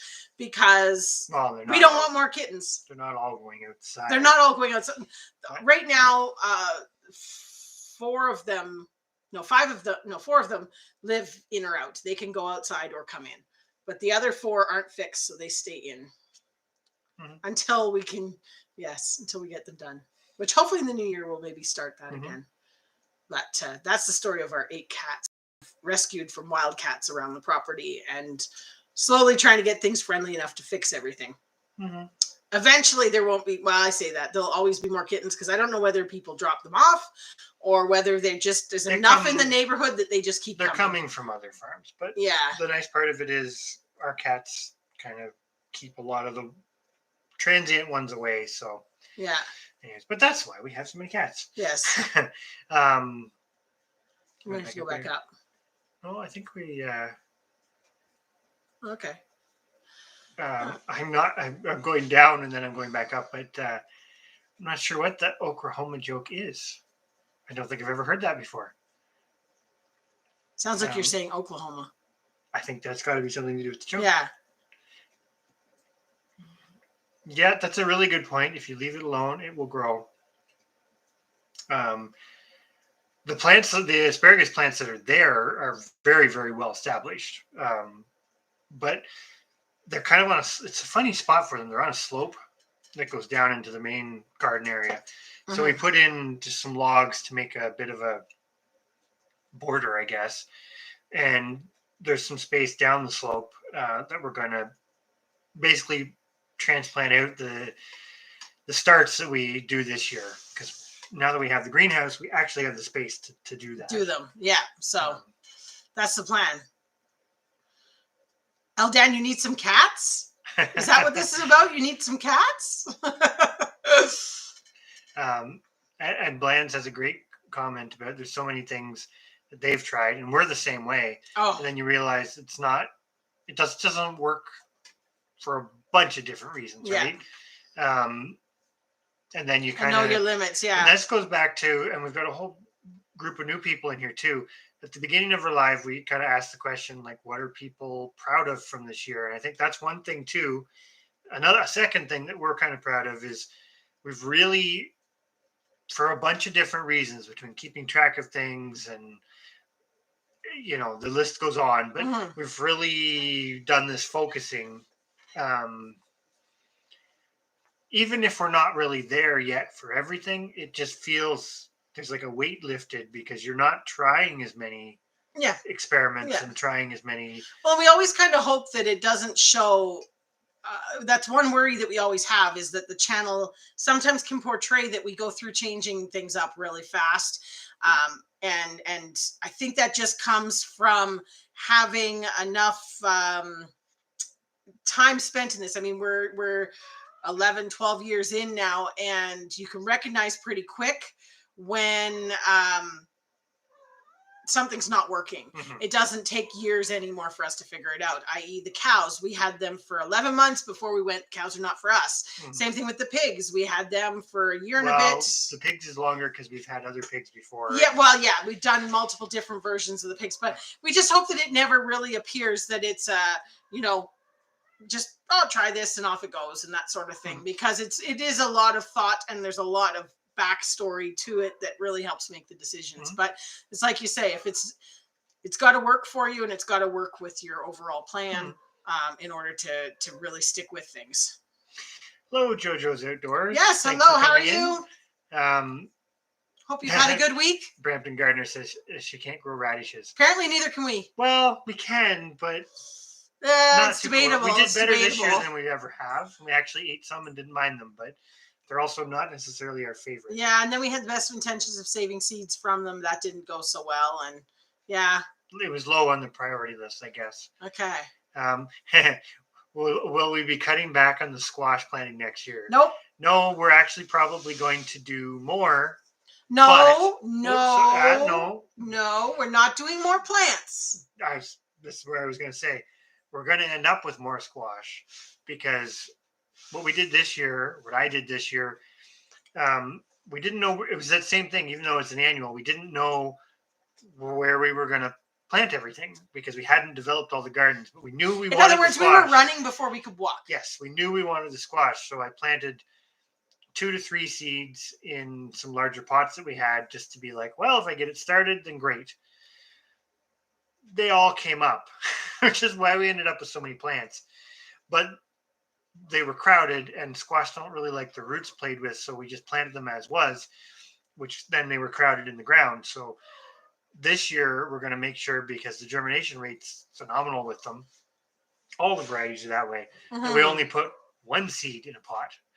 So have a good night from the Ashes Homestead. Yes, thank you very much for coming in. Christmas. Have a good holidays. We'll see you maybe next week. I know it's holiday time and everybody's crazy busy too. So, but yeah, we'll be here. But yeah, so for the squash, we're going to do it where it's just one plant per pot. Space them out better. I think our spacing wasn't terrible. If you'd only had one plant per pot, yeah, each hill would have been okay. But because technically, what we created in poundage, what was it? It was I'm gonna butcher this. I don't remember. It was 260 something pounds, something like that. It was a lot. Anyways, of the Canada crookneck squash. Could have been produced from probably 20 plants, not 50 plants, if they'd been spread out more, because the plants themselves were not super prolific because of how we crowded them. Well, and it's interesting because we've now discovered the Canada crookneck squash in particular. We really like it. And spoiler alert for anybody who's in here, we're on the fence as to whether or not we're going to keep growing sweet potatoes. And the reason why is they're an excellent substitute for it, and they're way we made the Canada crookneck. We made them into French fries night before. And amazing. It was like having sweet potato fries. And then we were just like, well, jeepers, these grow so easily. Why grow? Anyways. So that's obviously in that, we're in that preliminary planning and discussion for next year's garden and trying to tweak it for what's going to be the best use of space and so on and so forth. So, yeah. Oh, I'm going to go back up and then come back down for a second. So Blands is talking about the... I got to go way back up. Yeah.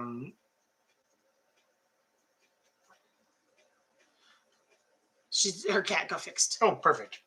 That's good. She was talking about that. I think that was in your video or your live last week, I think. Anyways. Blands is proud that they've been more productive and successful with their goals. That's a good one. Yes. Their back's trying to, yeah, and that's also a good one too, because you can definitely overextend yourself with things. So finding that balance is great. Well, and that's just it. Things that you're passionate about is exactly it, because those are what you'll stick with. Yeah. Things that you begrudge doing become a chore, and I'm going to say it kind of like a job, because even though the farm or the crafting is my job, so to speak, still enjoy it. I enjoy it, so it doesn't feel that way. That's a big thing that I've always said about anybody who gets livestock. Get something you enjoy, that you like it. Yeah. Because if you don't like it, to be frank with you, you're less likely to look after it well, which then, of course, that has a whole knock-on effect, right? Or less likely to keep doing it because it will just become a bad experience. I was going to say, is it up or down? Because down. The Rambling with the Brums also did what he was proud of, and I can't remember if it's up or down. It's down. Okay. I briefly saw it. Definitely agree with Eldan when they build their barn. They'll need cats. Yes. Yep. It does make a difference. Oh yeah. It's kind of one of those things though. You don't want a lot of cats, but you want a couple. Yeah. And definitely agree. Homestead is always changing. It never really stays exactly the same. That's kind of why I think there's no end to the growing season, quote unquote, has an end, but it really doesn't, because as soon as you stop, then you're processing, then you're cooking, then you're back again doing it. So there's really no end. We do. So the sheep milk drinking. Yep. You've got us. We're the right ones. But tried it. Yeah, we tried it at the very end of the. We'd already weaned the lambs, and so we managed to get enough out of them to try it, but we didn't keep on with the milking because we didn't feel it was fair. We were a little late to ask them to start production again after they basically dried up. So that's going to be next year's project. Yeah, so next year, starting this, watch this space. Lambs should be arriving in beginning of May. Fingers crossed if all of our little guys out there have done their jobs. Oh, I'm sure they have. And so beginning of May, we'll start to see the lambs arrive, and basically after 2 weeks, we can start separating the lamb from mom at nighttime and milking every morning. Mm-hmm. So that's the plan.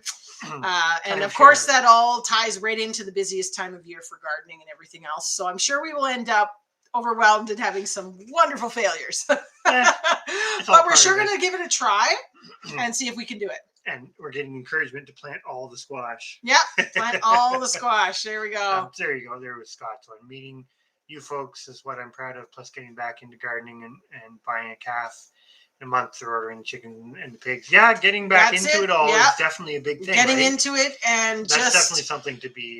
all of those things, everything that you mentioned there is so important in, well... I'm going to say today's day and age, but the way the world is right now, so important. So that's definitely stuff to be proud of, and doing it at the right time. And yeah. Okay. And of course, meeting all of us just adds to the bonus. I mean, the kombucha seeds. I don't think I've ever done some research on growing them. It'd be interesting to try it. Yeah. Definitely. This is the thing, right? It's always worth trying things.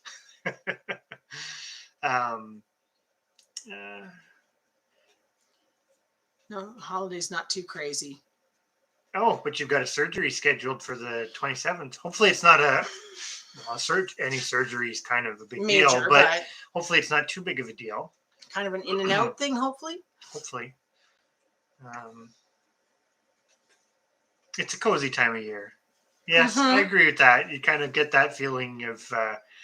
he occasionally gets a little bit grinchy, just a little bit. And then we have to kick him back into the... It has nothing to do with the homesteading stuff. It's otherworldly things. Yeah. But, the commercialism of Christmas is... Yes. Think back to Charlie Brown's Christmas special. Linus. It's like, what's that? 70 years ago, he said it was too commercialized, and look where we are now. Eldan also says, forget sweet potatoes. The one thing that I'm going to say with the sweet potatoes, I like them. I just feel that they are a lot of preliminary work compared for where we are. Yes. If you were in an environment where you could grow, but we have such a short season, and you have to do all this preliminary work to even get them going, to be ready to go out in the garden. And I really like the squash, which is just drop the seed and away you go, or start one plant and plunk it in a hill. I love that. We really, really enjoy or are working towards, well, it's like we always say, that work smarter, not harder, or whatever. If we can get more bang for our buck with less labor, I like that, because we do a lot of stuff here, and it's really hard sometimes to get it all done. So some things need to be simplified, I guess you could say. Chris's Clever Craft. I think we're probably a little bit behind, but exactly, if you do a hobby all the time, it becomes a job. Like I do that for my normal work in a way. Your birding, your environmental biologist stuff. Because I was very interested in that long before I turned it into a job.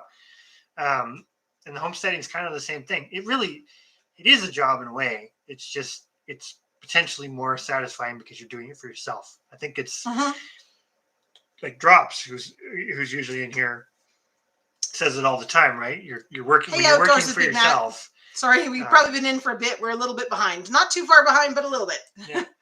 But yes, definitely better when you enjoy it. That's why you need a baby Highland. Yeah. I don't know. I love certain things about cattle, and there's other parts that I struggle with cattle. Not so much the cows themselves. It's more I'm going to say the social stuff around the cows. It's great. Yeah, I think I missed it there. You go up to the top. You was talking about Tiny Tim's comment about you don't necessarily need the anvil. That's a great one, right? Because I could totally see that, especially when you're starting. I'm sure if you get really heavy into it, the anvil's nice because you've got that exactly what you say. It's a great big chunk of metal that can really do your work. Has his anvil. I imagine he still does.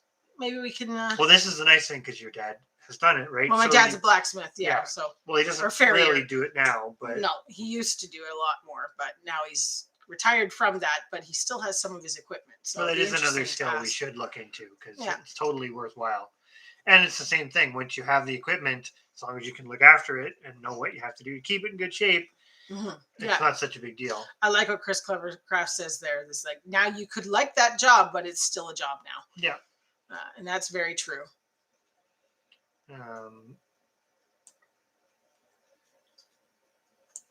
Yeah, the sandbox forge. I've seen those too. They'd be kind of neat to do. Bland's baby steps, slow and steady wins the race. Yes, I think that's an excellent piece there, because this is going back to Wildwood Gardening was saying, like, she started earlier in the chat. She'd started her raised bed gardens, and she went from 25 square feet to 100 square feet. So it's still quote unquote baby steps, but it's still a lot, right? So in year 2, she's like tripled it, right? So more than, and likely going to do the same thing again. And then when you build it that way, it does make a difference. Brampton's working on the merch. I don't know. We sit and talk about all the time about merch, and then we just never do anything about it. And I see everybody else has all these wonderful things, and I'm like, oh, maybe we should get organized. Now, we did discover, thanks to Angie and promoting us on the Canva thing, that we are able to now make our logo proper. Yeah. So we did figure that out. So now we can at least potentially do stickers and see what we can advance to after that. So thank you very much for that. Yes, very much appreciated. So we're going to have to play around with that a little bit. But no, I don't know why the merch stuff makes me nervous. And maybe that's because I went down the line of having a lot of stuff to sell for craft stuff and art stuff and things like that. I think for us, it's the baby steps thing, because that's all. Yeah. This YouTube thing has been baby steps all the way along. So yeah. Eldan's thinking pigs. Yeah. Pigs are, I'm going to agree with, even though we're out of pigs, and probably going to stay out of pigs for a variety of reasons. Yeah. I still agree with plans. Pigs are great. Again, without going too far down that road, it goes back to I'm going to say the social, and leave it at kind of that. But there's some problems with pigs, at least in Ontario at the moment, Canada at the moment, that other places in the world maybe don't have, but it's nothing against the pigs themselves. That's the worst part. I'm gonna go back up here. Sorry, I'm just rescuing. What's our favorite vegetable to start from seed? Favorite? Start from seed directly in the garden or ahead of time? That's a really good question. I mean, tomatoes are a big one. I don't know that they're necessarily our favorite. That's a tough question. I don't know, because it's the process is always very similar. There's still work involved when you start planting a lot of them. But favorite one to start from seed, I probably would say the tomatoes are, because they're always perfect. They always turn out. They always grow well. I like the beets. Yeah, the beets were good. Do quite well. If you're talking about direct type sow stuff, it would be beans for sure. That's a good one. Seeds for just throwing out in the garden, and they always just do amazing. It'd be beans. I can tell you one I don't like is carrots. Oh, carrots! I find carrots very finicky. I get very jealous of people that have these wonderful videos of carrot harvests, and it's just like, how come we can't grow carrots? We know it's our ground. We know it is, but where are we here? Oh, that's not bad. A propane gas forge for $70 from an old timer that was quitting. Wants to get a coal forge, but one thing at a time. Yeah. Okay, the gas forge is just fire bricks and angle iron. That's actually fairly simple sounding, just because that's like our wood stoves, right? You're not. Oh yeah, my dad had a propane forge for the shaping horses' shoes, and it was just a little rectangle like this, and it had a flippy door on the front that you could push the shoe in, and heated it all up, or pushed the iron in, or steel, and then he would just take it out and shape it to what he needed on the anvil, and then put it back in and shape it again, and dip it in the water to cool it off, and check it out, and then heat it up again and shape it some more. It was good, but it was a really neat little thing. It was about maybe 1.5 feet long and maybe 1 foot deep. It was just like a little, almost like an oven box that you could put the steel in. Where is it here? And just think of the compost you could get from Highlands. Yeah, we got that from the line backs we had. I was actually thinking about that today, though. From a garden perspective, I actually, goat or sheep, they're the same.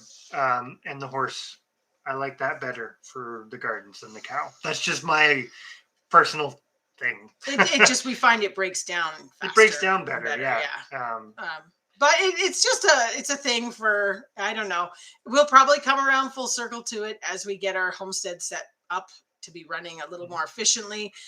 There's nothing to say down the road, especially the one thing with the cows that was a thing in my mind was, if we knew that our kids wanted to keep the homestead going, it was worth figuring out the investment and doing it properly. But it's also an investment as a business. Yeah.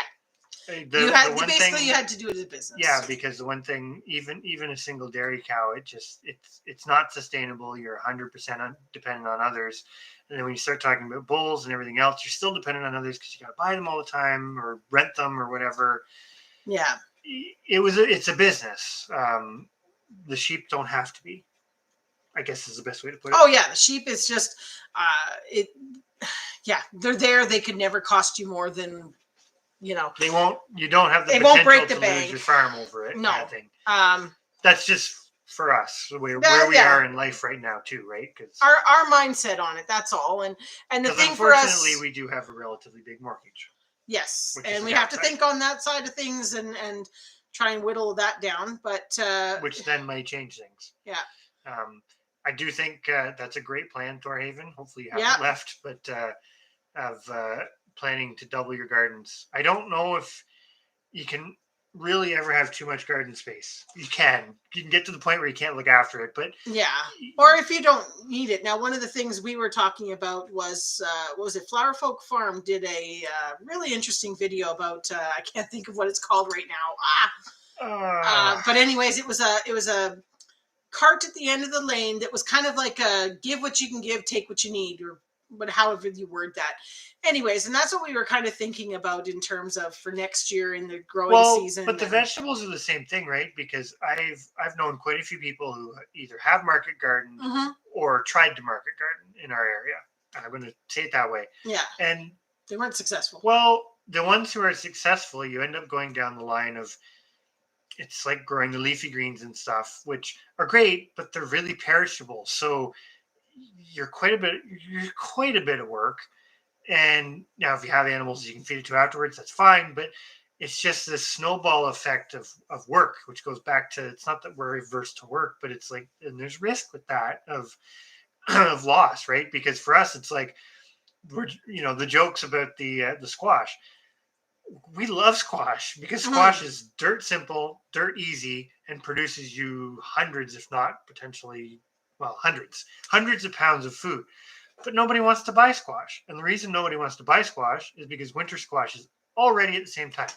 Yeah. So you're competing with everybody else who's doing the same thing. So unless you grow thousands of pounds of it and get into a contract where you're getting nothing for your squash, right? Like, this is the cyclic problem with the business side of things, that you either have to escalate it, or what are you doing? And the economics are really different when you're doing it for yourself. But that's all stuff we're going to talk about in January.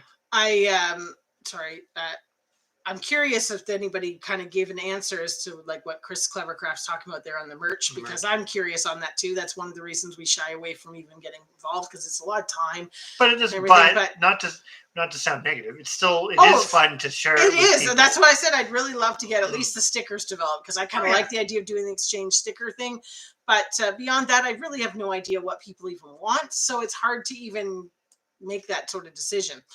I like what Carla Living Rogue Life there has said about, and that made me think the seed would be your sorghum. The seed to plant. I think sorghum. Because when she asked about what's your favorite seed to plant, it would be the sorghum. That thing, it produced amazing. We had the sorghum syrup on pancakes this morning. It was amazing. We did it. One seed produces you a lot of usable product. Yeah. A lot of usable product. Exactly. Which is funny because it's basically a grass, right? Yeah. It's an overgrown grass, but it kind of shows you grass is a cornerstone of. And you were able to feed your animals with it, get sugar for yourself, get grains to make into pastas or things like that, or to feed your animals. And it was all really easy. And there was nothing. I don't even think we never watered it. We never. No, it just grew. Yep. Those are the kind of plants that we like. They're basically weeds. Mm-hmm. Those are awesome, and they're taller than the weeds. That's another very important thing to remember. Well, they were good for that. That's like the okra you're saying about that it was tall. Anything that grows above the weeds is definitely worth growing. Again, this is just from my thoughts. Unless you're just going to do pigs as kind of the raise the wiener pigs, because Pastime 84 said, like to get into pigs and rabbits. If you're thinking of just doing the wiener pigs, go for it, because the return on what you're going to invest in it is amazing. It's a no-brainer. And that wasn't that we didn't put thought into maybe doing that as well. We had done it before, but we have a pretty big goal here of we're really far behind. Being sustainable. I'll try and be quick. Hello, Arkansas Woodcutter. Thanks for coming in. We're way behind. But it's one of those things that we have an overall vision of being sustainable, being able to be genetically sustainable, which means we have everything we need.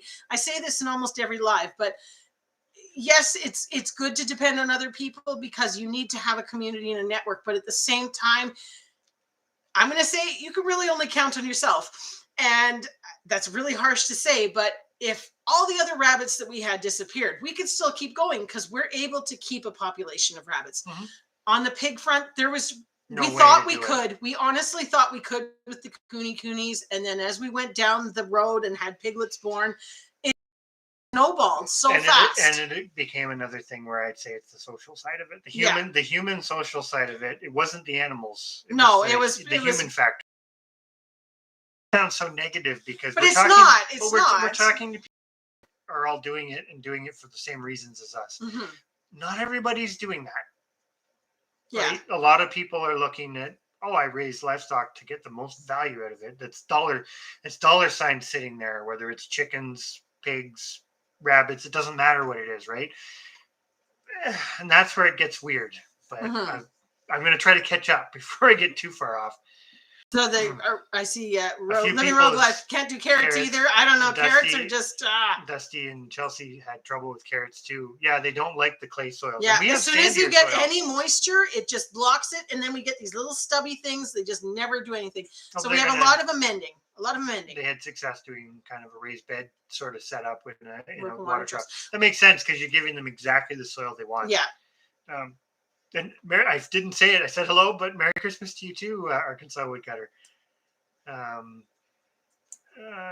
in the top chat too. I hate this thing with the top chat because I just want to see everybody's chat. Come on. I don't know if you can. Clicking on something. Anyways, you can get after. Top chat. There we go. Now I can see everybody's messages. I think you were getting everybody's anyways. We didn't have any problem ones. Gas forges use welding orifice tip gas line inside. Yeah, that makes sense. Cat's back. Thanks for coming in, Monica. Sorry. You got kicked out. What happened there? No, I got bumped ahead. Not too bad. Good to see you in the chat though, Monica. And you're probably already gone, but that's okay. I think it is one of those things. If you can figure out a co-op, it definitely it was.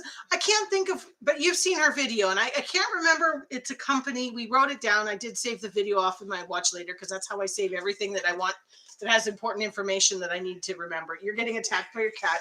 Oh my gosh, that's one of the cats. And we're blurry again because of the cat. Because you moved. Yeah. You move forward and see it'll zoom in on you. No. Doesn't want to focus. Oh, technology. When technology doesn't work. There you go. No, not focused. What did your cat do? I don't. There we go. We found it. I like the variety. Yeah, that's the thing, right? Because once you get into that market gardening thing, even though it would be great if you could, but there's a big difference between if you have extra, putting it at the end of the road or the driveway, whether you do it as like you said, take what you can, take what you need, leave what you can kind of thing, or if you did sell it for whatever. There's a really big difference between doing that and growing vegetables for profit. Yeah. Really big. Well, that's just it. You're growing what you want. You're not thinking about and the others. I'm not saying you're not thinking about the others, but you're not changing what you like for what the market likes, basically. Well, and Arkansas woodcutter, we have to think differently than the system training. Yeah. Exactly. And it's really hard. It's a really hard thing to do because we say it all the time. Like, we've been doing this for quite a few years. And who was it who said it the other day about the seeds? Anyways, there was somebody we were talking to, and they'd said, like, people didn't understand why they let their vegetables go to seed. No, that was Joe and Sue on their video. Yeah, on their video. Yeah. And it's exactly that, right? It's like all these little things, using broody hens, saving seeds, looking at economics differently, looking at how much do you actually need versus why you're doing things. Like, I'm going to say it, most people look at you like you've got 3 heads, and it just kind of goes way over their head. They don't get it because they're trained to look at it like, oh, you're farming, you're making money, right? No, you don't have to be. Anyways. Yeah. You can go a long way down that conversation. But yes, Tiny Tim, carrots in a raised bed with very well prepared soil. Yeah, I think that's going to be our next effort, because we did them raised bed 2 years ago. It wasn't very successful. So then we said, let's do it in the ground. Well, but our raised beds weren't really set up. They weren't. Perfectly. It was their first year. So yeah. Anyways, we've got some. We're not giving up on carrots. We're like Rogue Life there with that. We're going to keep planting them, because that's one thing that when canning season comes around, I use tons of onions and carrots. And I said, that's something that I'm going to say it. It doesn't matter that I can buy them cheap. I need to figure out how to do them, because what happens when I can't buy them cheap? Well, and that's the changing that I know you would really like to have, like we said earlier, the bulb onions, but that's changing the look. If that's not working, then you got to find another way to make it work. Because if you're spending a ton of time and effort and energy on something that's not working, you probably shouldn't be doing it. Yeah. Somebody else maybe can do it just fine. And that's fine. It's just, if it's not working for you. Angora rabbits would be interesting. If you're going to actually, like, if you're actually use them for the fiber, great. It's kind of like the sheep thing, right? A lot of people get sheep and they don't want the wool. So don't get wool sheep. Don't get a breed that does wool. But the rabbits would be the same thing. If you want the fiber and you're going to use it, then that's great, because you're getting multiple products out of them. Exactly. Well, we're definitely glad. I'd be curious if you get them as to what you think of the fiber. Yeah. Not that we're planning to change. We are already set up with our fiber as it is. Yeah, we've got lots of fiber, and I'm really, really hoping to get using the pelts from the rabbits. So we've got the furs that I want to try and tan. So got to do some more work on that. I'm glad we do spark some interesting ideas from our discussions, because we just kind of ramble about things. Oh, and yeah, it was. This is just what we do, I guess. Well, but yeah, going back to your food conversation, though, it's one of those things. Like, we did a video on how much food you need to grow, and it's amazing. And even for us, when we looked up those numbers, we just thought, there's no way. And then this year we've gone and we've grown a lot, and it still doesn't touch what we actually need. And it's very significant, but we didn't factor in, because we don't have the dairy. We don't have a lot of that stuff this year. So it'll be interesting to see what happens next year. I'm still behind, but I'm going to pick on Thor's comment about the heritage pigs. I would love it if heritage pigs could work. I'm going to say this, and others can jump on me for this if they want, but pigs only work if everybody's doing it. Yeah. If you have a pair and we have your a pair, neighbor has a pair, and the neighbor has a pair, then they work. But and you all have to have the same kind. Yes. That's the part that people, it's like, It's like us. If everybody had partridge Chanticleer chickens, we wouldn't need to keep 6 lines of chickens. But the difference is with the chickens, we can't. We can't. The pigs, it's just not. You can't. You will bleed yourself dry trying to do it. Like we even found the Cooney Coonies. Really it was amazing model. How much it was going to cost to keep them fed, even though they were very thrifty. The Cooney Coonies were exactly as advertised, but you couldn't do it independently. You couldn't have 10 of them, 4 sows and 4 boars and all their piglets, and you couldn't use that. So then it became a business of how are you selling pork and how are you selling, or you're dependent on others. And that's where the social stuff gets into it, because if others aren't all doing it for the same reason, it doesn't work. Yeah. Yeah.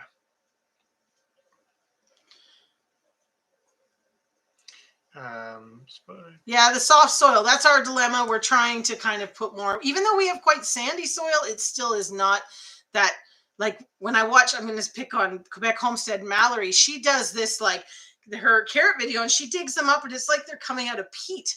Oh, her soil. Like it's just amazing. And I'm like, how do we get that?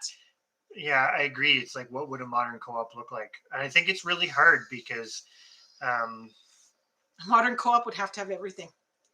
Because everybody's so ingrained in their mind about having so much selection. Well, that's the other thing about diversity too, right? Because it's like plants. You can actually have a fair bit of diversity, but at the same time, you can't have exponential diversity because you can't keep exponential diversity going. But that's not really how a natural system would work, because a natural system has diversity, but it always has players that are the bulk of that diversity, right?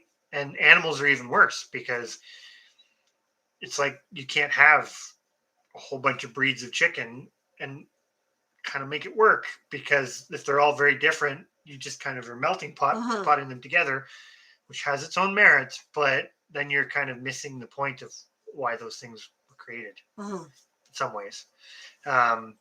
The Three Sisters, yes. Yep, we've actually done that. I did make a bit of a mistake. We planted them all at the exact same time. Yeah, I didn't realize that you were supposed to plant the beans later and let the corn get a head start. So then my beans pulled down all my corn. So a learning curve on that, but it did work. The beans twirled up the thingies. I need to try it next year with a little bit more planning on how to space them right so that it does well. Peanuts are definitely on our agenda. Oh, yes. I have grown them in the past. They did great here, which was amazing. I think it was Valencia was the variety, which I think is a bit of a shorter season peanut. Did great. The only thing I will say is when you harvest them, you need somewhere to keep them that the rodents cannot get them. Because the mice will clean you out in a night. Clean you out. Somebody learned that the hard way. Because you have to we had to pull them out and hang them upside down to dry before you could take them to the next step. And they were cleaned out in no time. And that was in the chicken coop where the chickens couldn't get at them. Well, now we can hang them in the loft with all the cats. Maybe that would help. Yeah. Raised bed, like 4 to 5 foot high. Yeah. Well, ours are about 2.5 foot high, but they were in their very infant stages. So hopefully we didn't make them exactly perfect for carrots either. No. They're a little heavier beds, which is great for things like all the heck, they even grew the beets really well, right? But might take all those years to get a carrot bed. It's very possible.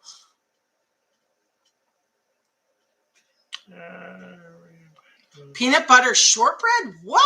I need to make that. Add that to the list. Oh, add that to the list. Do you have a video on that, Scott? Peanut butter shortbread. Loving the sound of that. Yes. I won't eat rabbits, so I thought Angora. I think the big thing would be if you're not going to eat them, you definitely wouldn't want to breed a lot of them. Yeah. But that's the one thing. If the fiber is the primary thing, you don't have to, right? And there are different ways to do it.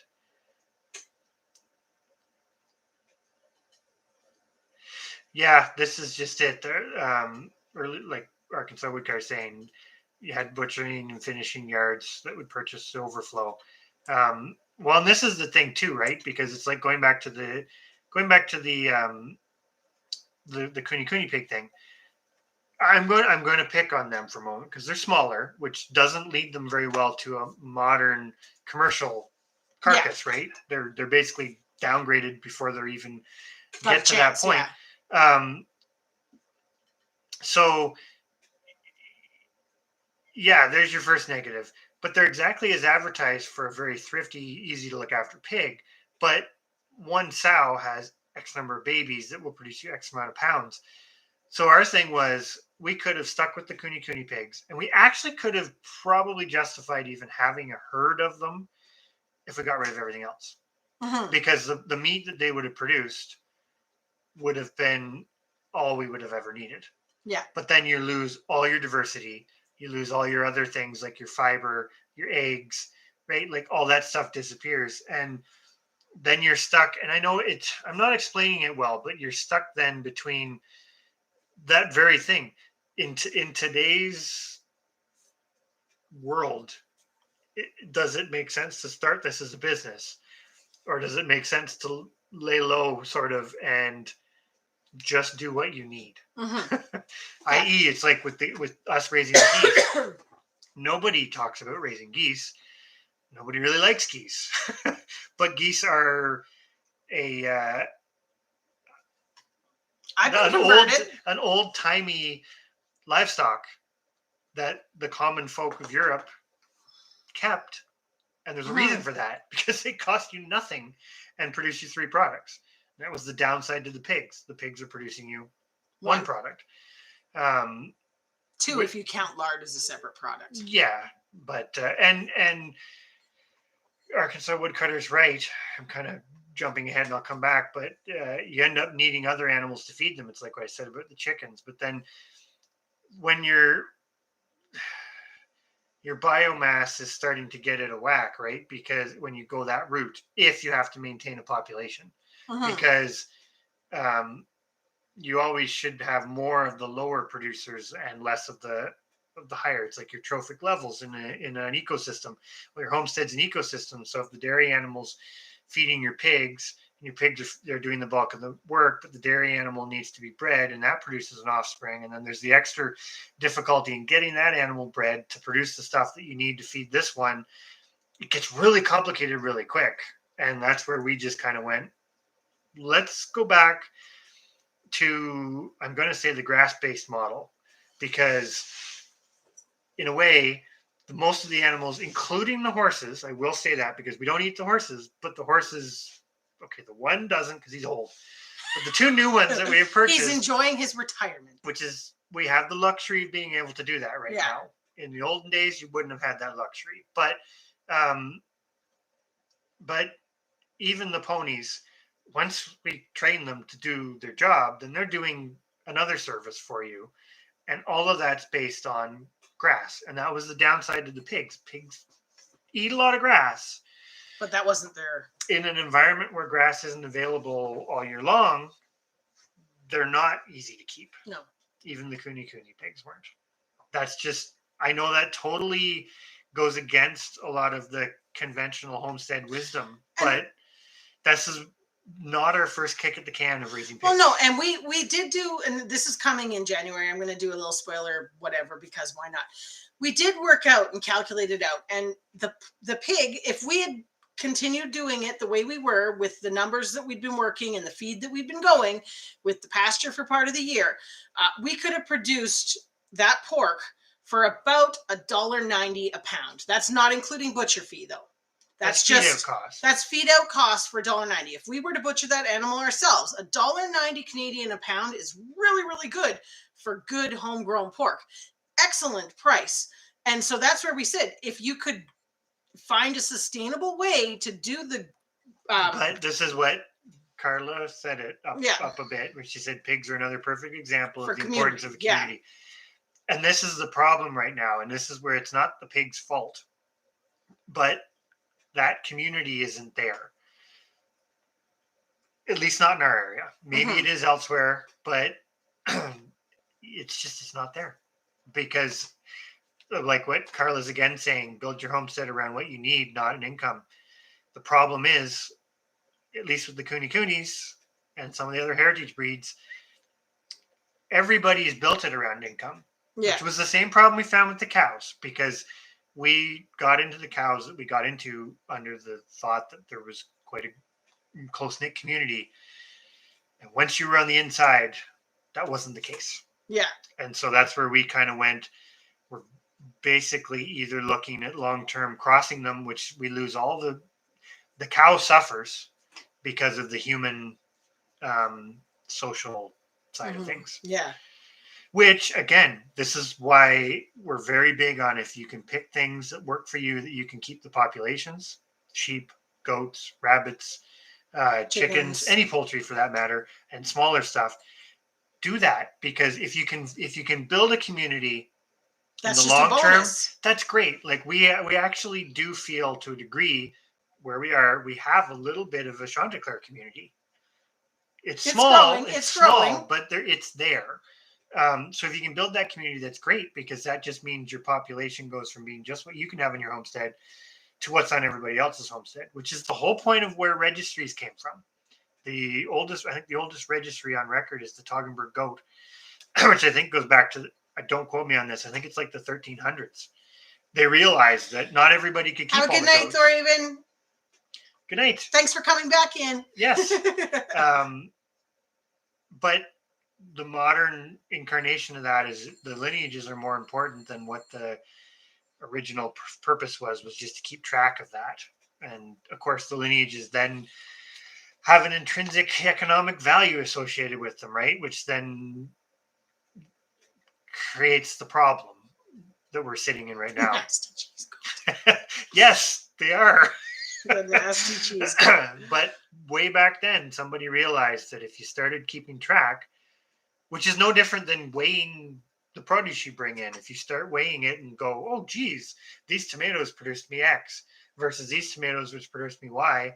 And if I had to choose, I'm going to grow that one. It's the same thing, right?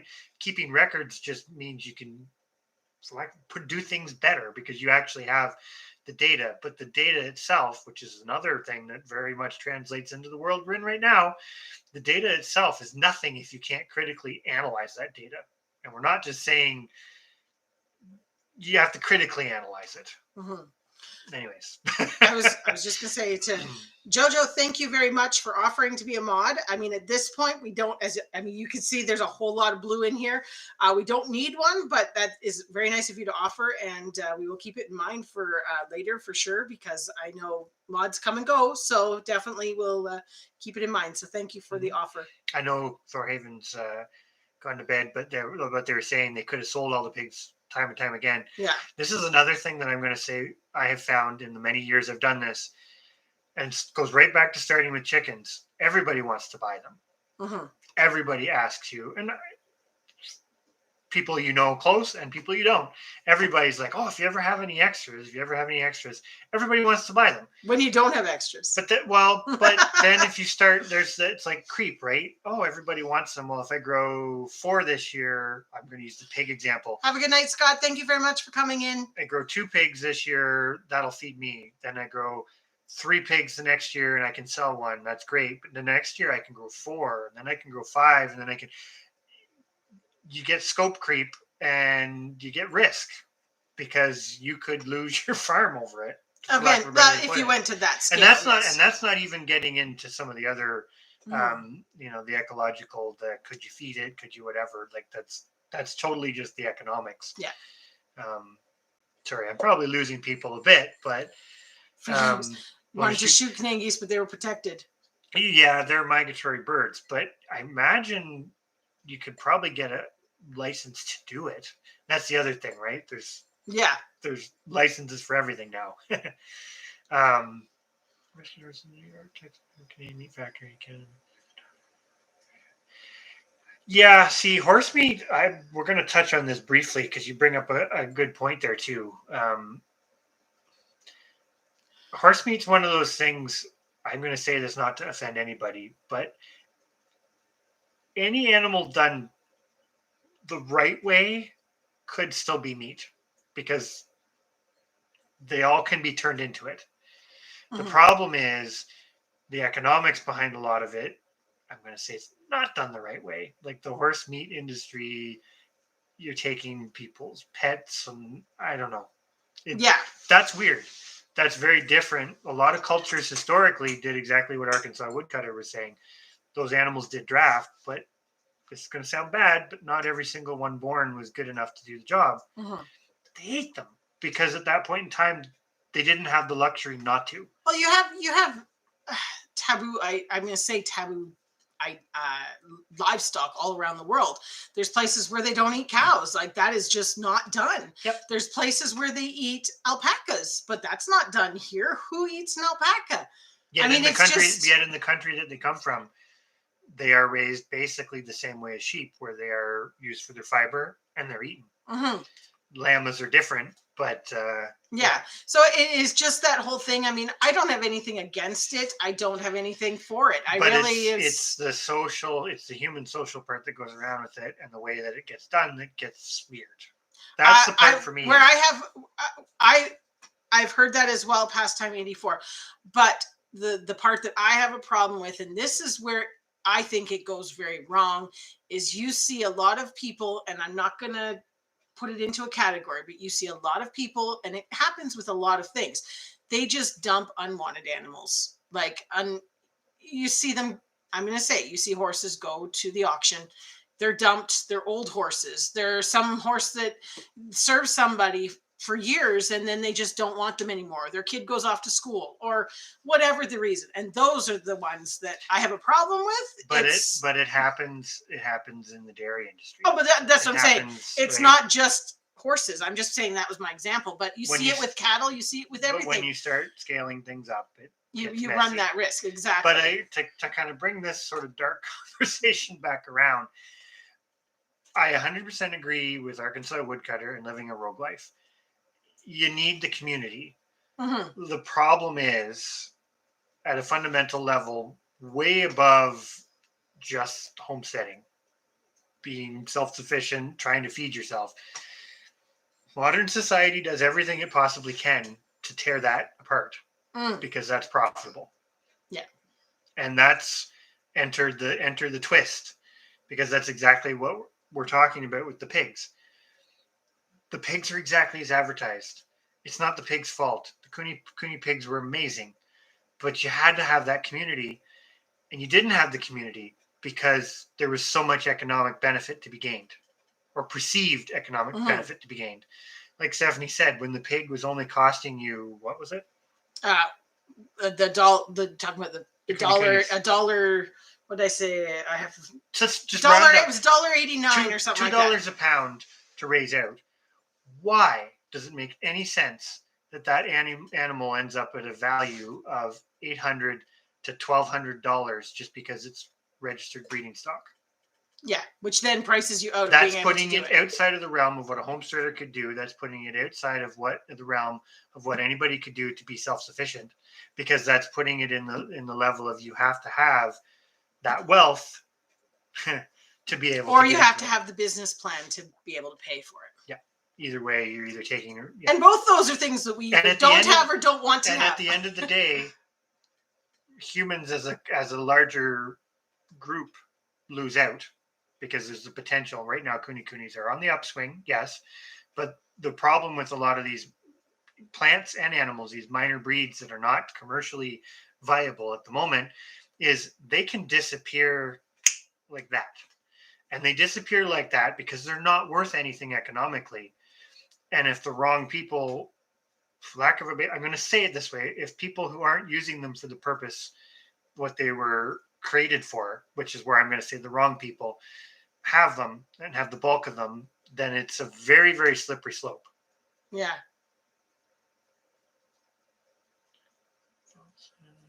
Yeah. Well, this is it. And that's not the case. They're just selling with that because that's what the market's willing to pay now. And most of the market doesn't care. And they're putting the entire litter up that way. Yeah. Not even selecting cull animals out of a litter that aren't great. Anyways, it's not that every single breeder is doing that. I'm just saying that you have to be careful with livestock, especially if you can't have it all yourself. Plants are great. You can have a bean and you can be the only person in the world with that being for your life. And you can grow that being forever, as long as you're alive. And it does matter what everybody else does, but it really doesn't, because you can keep it.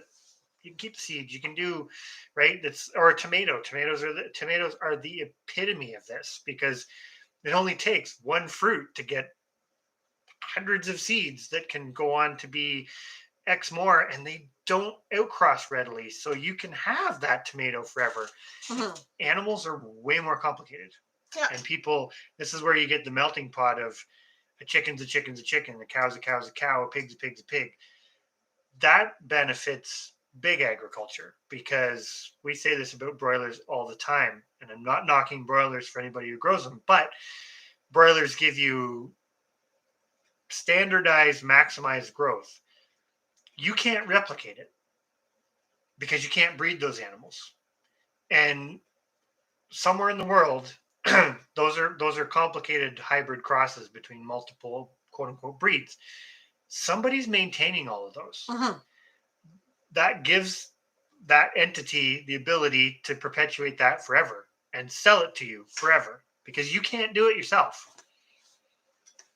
Because you can't keep, if it's a 4-way cross, you can't keep 4 different breeds of chickens in a big enough population to constantly produce those hybrid offspring.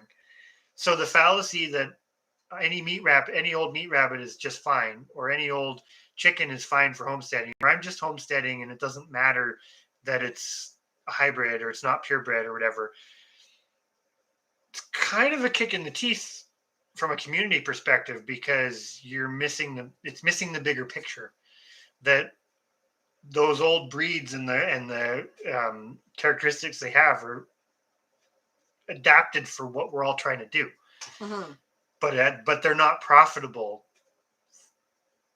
from a commercial perspective, and therefore they're not profitable if people are using them either. It's a technology that nobody really wants you to be using. Yeah. Look at you go today. You know what, Carla, I was a little bit worried. I'm going to say this. I was a little bit worried when I said what I did about the horse stuff, because sometimes people feel very passionate about it, because I get it. Any animal, I'm going to say this, any animal can actually become a pet, to the point where, but she's not even saying. No, I know and she's not saying this, but I'm just saying some people feel that way, right? But you came back. We see it a lot on the rabbits. But you came back with the perfect response to that. Is it's if that's what it's intended for and raised all the way along. And exactly, it's not a retired racehorse. That I'm going to say it. What's the purpose of a racehorse? Economics. Oh yeah. Historically, and money. Prestige, and this is another thing that I want to do some videos on, but because I say this all the time about the ponies. Who talks in a prestigious way about ponies? The word pony doesn't connotate prestige at all. And there's very little data. It's a mosquito. I'm trying to get it. It's a mosquito. But there's very little prestige about a pony. But the common folk, that was the draft animal. I'm going back to Europe, because in different countries, people had different draft animals. It's llamas in South America. It's dogs in some countries. It's yaks and oxen, but in a lot of Europe, it was ponies. The old forest horses. The prestige animals are the ones you hear about. Yeah. They're the ones that history books were written about, and they were all owned by those who had wealth. So there's this trickery in a way that the prestige matters. It doesn't. It doesn't matter. It's like what Arkansas woodcutter's saying. You want to start with the best foundation stock you can get, and you're never going to get perfect foundation stock, because you're always getting something that is never going to be perfect, because it never is perfect. But that prestige, just because it's from such line, or just because it's can trace all the way back, that doesn't make it great. No. You still have to be selecting. You still have to be, Anyways, it sounds like a very discouraging conversation to have. But when you poke, I'm going to pick on it. When you poke around YouTube, a lot of homesteading channels and stuff, big ones, little ones, doesn't matter. Nobody's talking about this. Like, so often you hear I'm just raising it for meat, so it doesn't matter. but it should matter because you still need to select. And I'm not saying you have to pick purebreds, but you also have to understand when you do a whole bunch of multiple cross hybrids and then you're selecting back, pending what you're looking for, and the best examples are things like dairy or like the pelt. If you're wanting to actually produce pelts to use for something, that's why you want standard rabbits. You want them to all look the same so that you can actually use those pelts and it doesn't look like a patchwork of mismatched fur, right? Does it matter from a functional perspective? Maybe not. But you also do have different things like different Rex rabbit versus the Champagne d'Argent versus whatever have different fur qualities. So when you start crossing all of those things, not saying that you are, Aldan, but if you were to cross all those things, what are you getting? It could be better. It could be a heck of a lot worse.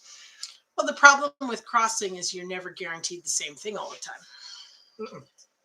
Like and if anything exists already that would give you what you're looking for, why would you not use that? It's kind of like saying, I want a television, but I don't really like any modern television, so I'm going to invent my own. That sounds ridiculous. And don't get me wrong, I have a feeling Aldan could potentially, between the two of them, they could possibly build a TV, but the vast majority of us couldn't sit down and build a TV from scratch. Yeah. Right? So it sounds ridiculous when you put it that way.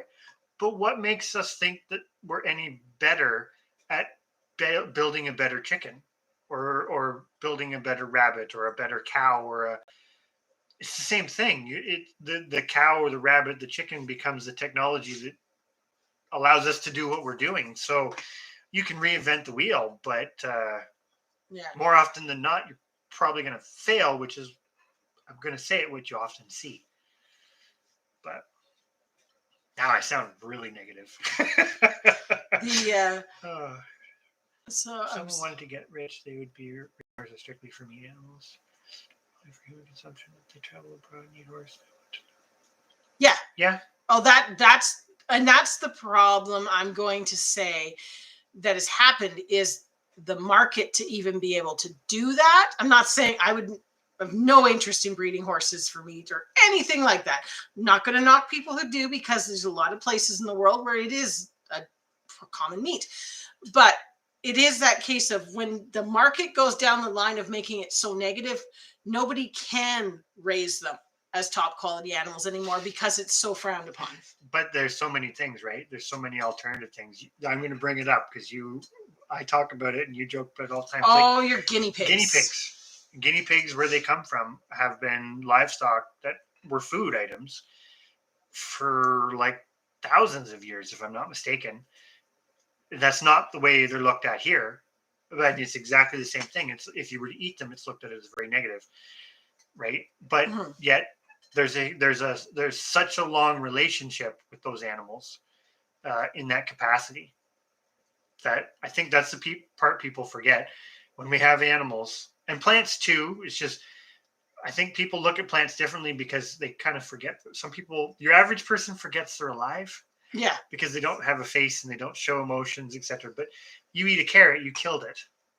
You eat a tomato, you killed potential, but you didn't kill the tomato plant, right? So that's something people don't think about.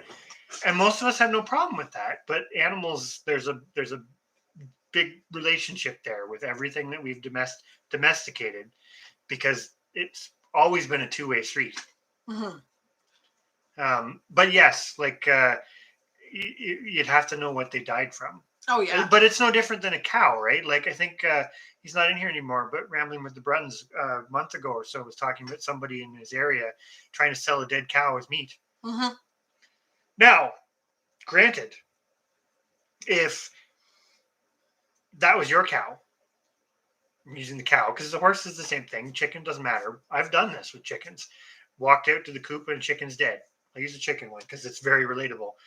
Chicken was completely fine an hour before and it's dead. So I have opened them up and tried to discover what killed this chicken. If there's no obvious sign of disease or predation or whatever. And a couple of times I've opened them up and noticed it's like massive heart failure where it's when you actually look at it, a part of the heart was not formed properly, which is, of course, a defect that you can't see. It sort of naturally culled itself. So then there's the dilemma. It died, and I didn't kill it purposely for the point of eating it. But if I know how long it's been there, and I reasonably know what it's died of, would you eat it? And in my case, I would, if I knew the answers to those parameters. But when you make it a business, you can't do that. No. Because the temptation's always there. Like if you didn't know the answers to those questions, you'd probably go or be in a position where you're absolutely have no choice but to eat it because you're going to die yourself. If you didn't know the answers to those questions, like, whoa, I can't figure out what killed it. I can't figure it. Then the answer would be no, I wouldn't eat it. No. And it would be a quote unquote a waste, but it's not worth the chance. And that's the problem. Once the economic incentive is there, which is the horse dilemma. It's just dollars. It's dollar value looking at poundage, yeah. which is the way almost all of North America looks at cows. Yeah. Anybody who's actually been around cows, a cow still is an intelligent animal that interacts with its environment. I'm not going to say they're always easy to work with, but it's very easy to just look at it as hamburger, and forget. That animal had to live for at least 2 years before it went on your plate. And how it was looked after and all these other things, right? But so many people just say, oh, it's a stupid cow. I don't care. Or a chicken or a pig in a factory farm. And you out of sight, out of mind, and you just... You're letting it all out tonight. Yep. Holy cow. Well, we got off in a bit of a tangent here. Look what happens when he gets going. Just imagine our breakfast conversations. That's a great. I'm gonna go down and then I'm gonna come back up about lobster. Most people wouldn't eat lobster because of what lobster ate, and if you lived around some of the biggest, most concentrated areas of lobster were near the towns, and guess what went into the ocean? And so there was a connotation, no different than pigs in some cultures, of what they were eating. Some of it was borderline. Not something you would necessarily want them to be eating, i.e. human filth. That's why lobster was negative. Yeah. And a lot of shellfish. I'm glad, Northumberland Acres, that you're finding it interesting and good. We do get on, I say we. He gets on quite the tangents sometimes. If it opens up enough, yeah. Yeah. Hey, honey, shut up. I need coffee. I give him an extra 20 minutes in bed so that it's all ready for the conversation. I get the coffee and breakfast on the table before he comes up to have the conversations. Although lately we've taken to watching the news, which really gets the conversation going. Well, it just equates back into a lot of this stuff too. Yeah. But you're right on the government regulating some meat and not other, and that is the problem. Mm-hmm. Well, and that's another good point too. Like you say, shot up with steroids. Like there's a whole nother host of things, right? It's like what's the difference between that and some of the stuff that's done on the factory farms, right? Just because it's a horse race, you're still doing some pretty nasty stuff to those horses to get them to do that. Yeah. For monetary benefit. It's no different than if you put an extra chicken in a cage. You get, because you always have a chicken in those closed confinements, you always have one chicken who's low on the pecking order, and all the other chickens, even if they're debeaked, still peck on it. And so that chicken doesn't produce eggs, or not very many of them, because they don't really have a very good life. So if you want to get 12 eggs out of I don't know the number because there's rules on it, but you want to get 12 eggs out of a cage, put in 13 chickens. Yeah. In a very small closed space. Like it's the same thing, right? Let's see here. Definitely. I would try it past time 84. I am very curious to try it. One of these days I'll end up going up to Quebec where you can buy it. Now, again, as Rogue Life has said, I don't know what sort of quality you're getting. You don't know. Well, and this is the horse thing, I think, is the biggest epitome of if horses are going to do their draft jobs, whether that's riding, pulling, whatever it is, whatever they were developed to do, you have to breed them. They become a renewable resource, right? which is a lot different from a car that uses fossil fuels. It's renewable, but like any other animal, they won't all be able to do the job. Could be temperament, could be conformation, depending on the work, could be physical whatever's. I assume from what I've read, a lot of the ones that went to be meat, if it wasn't for another economic circumstance, i.e. the family was destitute, that's why, because you were breeding them. But I mean, put it in perspective, in some countries still today, there is no such thing as a brood mare who does nothing but produce babies. She still worked. Stallions still worked. Heck, in some countries, bulls do work. And when they do the work, it's like they're tired at the end of the day. They don't have as much attitude. But then you're also doing an extra selection, because that male animal, this is jumping around big time, but that male animal goes from being more than just something that sits there and produces babies. He's still doing a valuable job, right? And so his temperament's going to matter. And when you're only looking at poundage, temperament, who cares? Which you do see in a lot of breeds, more modern ones. Because that's why they often will, as a very generic statement, older breeds tend to have dispositions no different than like the Kuni pigs. They were amazing. But then how many generations of selection had they had to be that way? Because when you had to work with them on a daily basis, and you didn't have robots, and you didn't have heavy restraining equipment and stuff to keep them separated from you, they had to be good to work with. And the ones who weren't, when we do it with our sheep, the ones who aren't, you don't keep. You don't keep them. And they become your food. Yeah, it's a process. I like that Northumberland Acres, the grass-fed Red Devon from a local farmer. That's that's really, to be honest, I mean, we don't purchase, I'm trying to think, meat from the store. No, we try not to. I mean, anyway.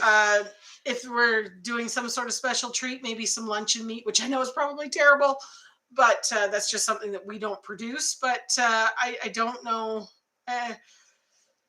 We go back into the dilemma right now of, on the smaller animals, I'm going to go on a short tangent to come back, because there's some really good comments here. And I appreciate all of this. This is a great conversation tonight.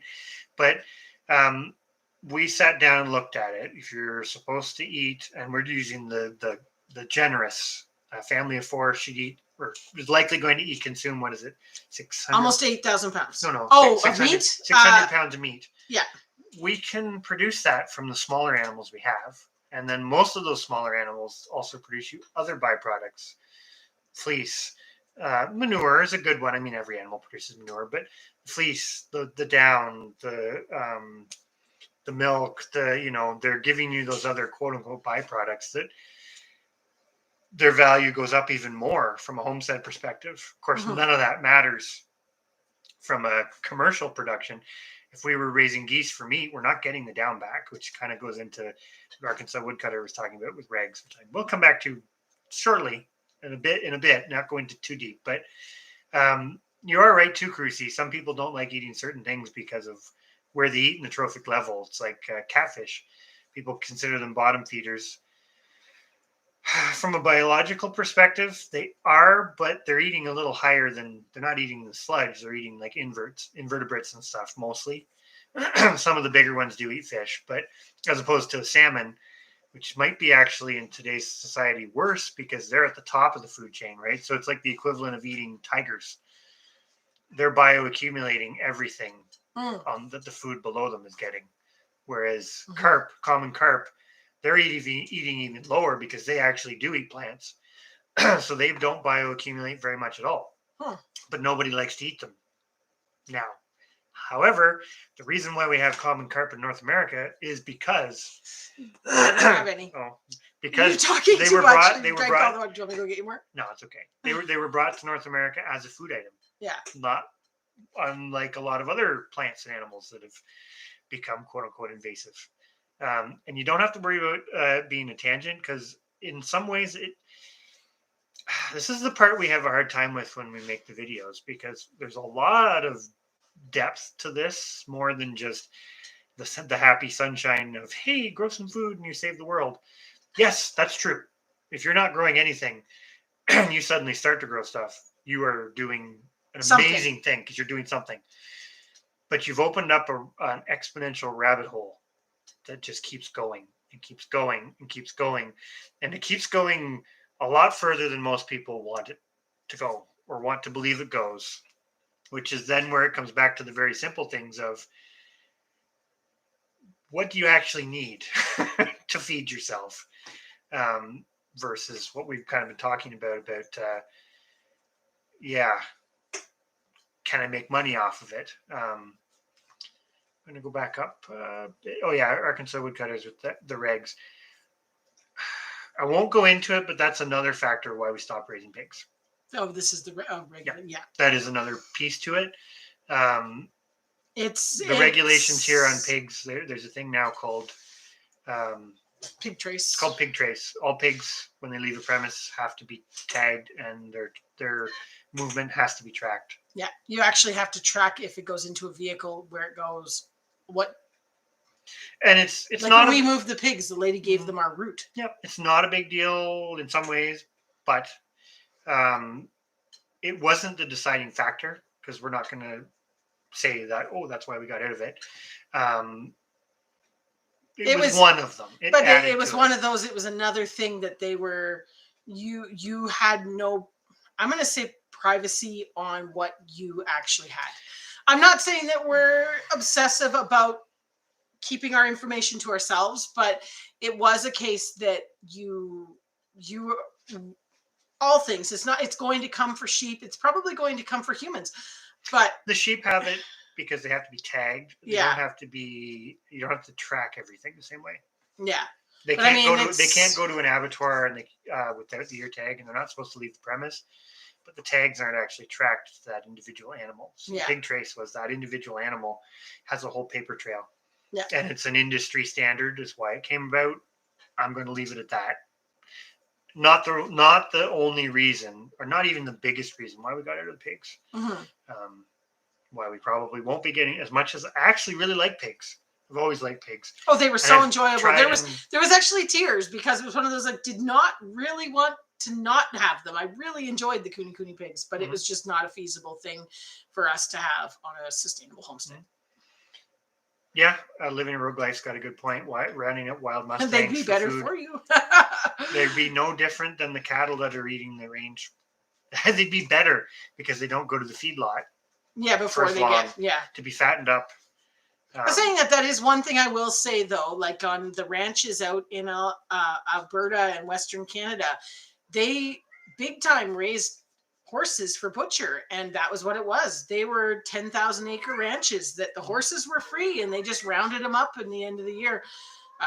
They had a stallion, and that's where you ended up with your escapee horses that ended up being wild horses. You've got a really good point, Tiny Tim. It's like the beans. We did know all about the beans, because you have to be careful with beans. This all came from research on like using them potentially as food for livestock. They have to be cooked. Mm-hmm. You can't. If it's a common bean, you can't just feed it to some of the other bean species. You can, but you have to really know your botanical species. But yeah, plants.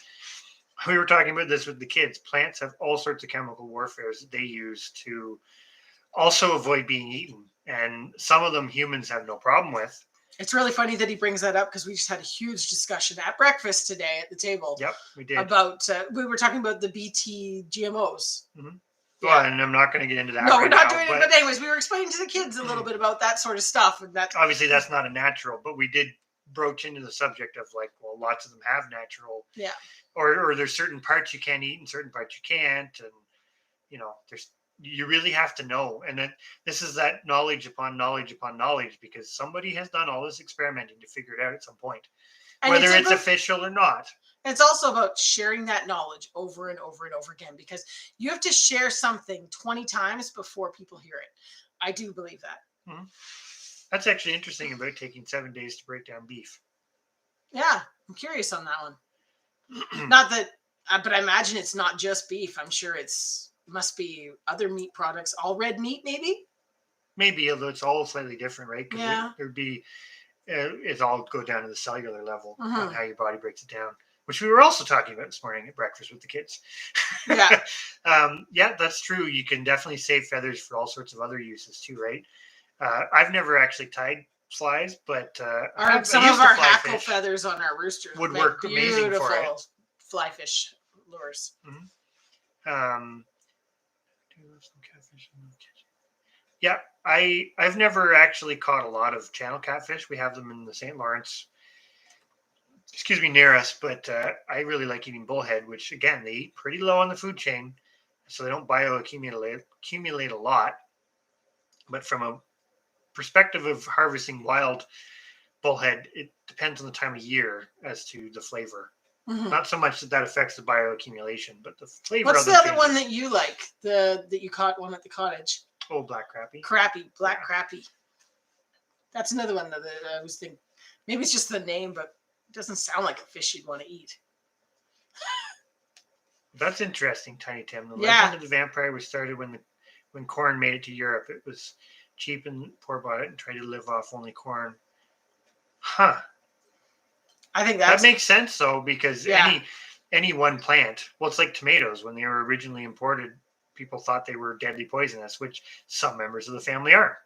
Mm-hmm. But then you look at what years of breeding have done, and this is another thing too, right? Because if you don't select, you can have the best of the best of the best breeding stock. But if you don't select, even if you don't think you're selecting, you probably still are. But if you don't select, most things will end up eventually reverting back to a similar state as their natural state, which not always is as beneficial for us. That's the give and take, right? Mm-hmm. That people don't think about either. Yeah, pigs definitely are on the smarter scale as far as animals you'll eat. And it's funny because it's become such a commonplace thing. Whereas historically, pending the culture, I don't think you would have eaten it nearly in the quantity that we do now. Yeah, that's a good mix. A mix of stuff, right? Because now your mix is very different from our mix, which that's great because you have your mix of livestock very different past time 84.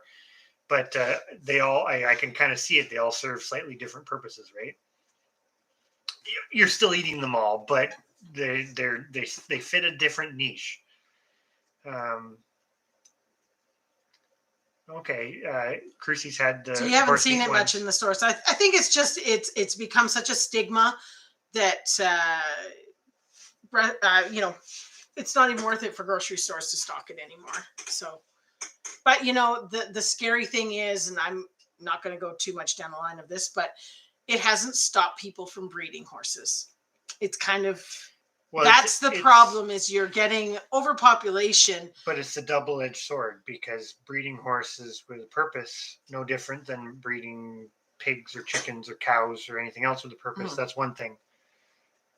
Just propagating them for the sake of propagating them and not doing the selection and not having an end goal. But the downfall is you can't do the selection.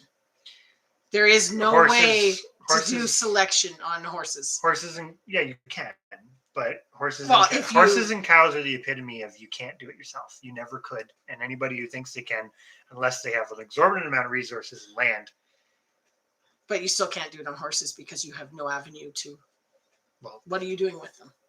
They just sell them to Joe Blow who thinks they know something about horses, and then they end up with a dudder.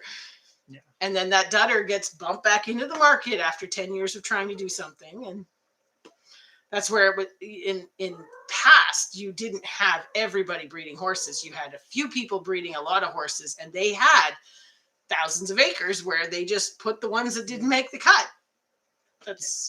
You don't have that. So you've just got a world being more and more populated with, I'm going to say no-name horses. Because I think horses are probably even worse for things being kept pure. Yeah.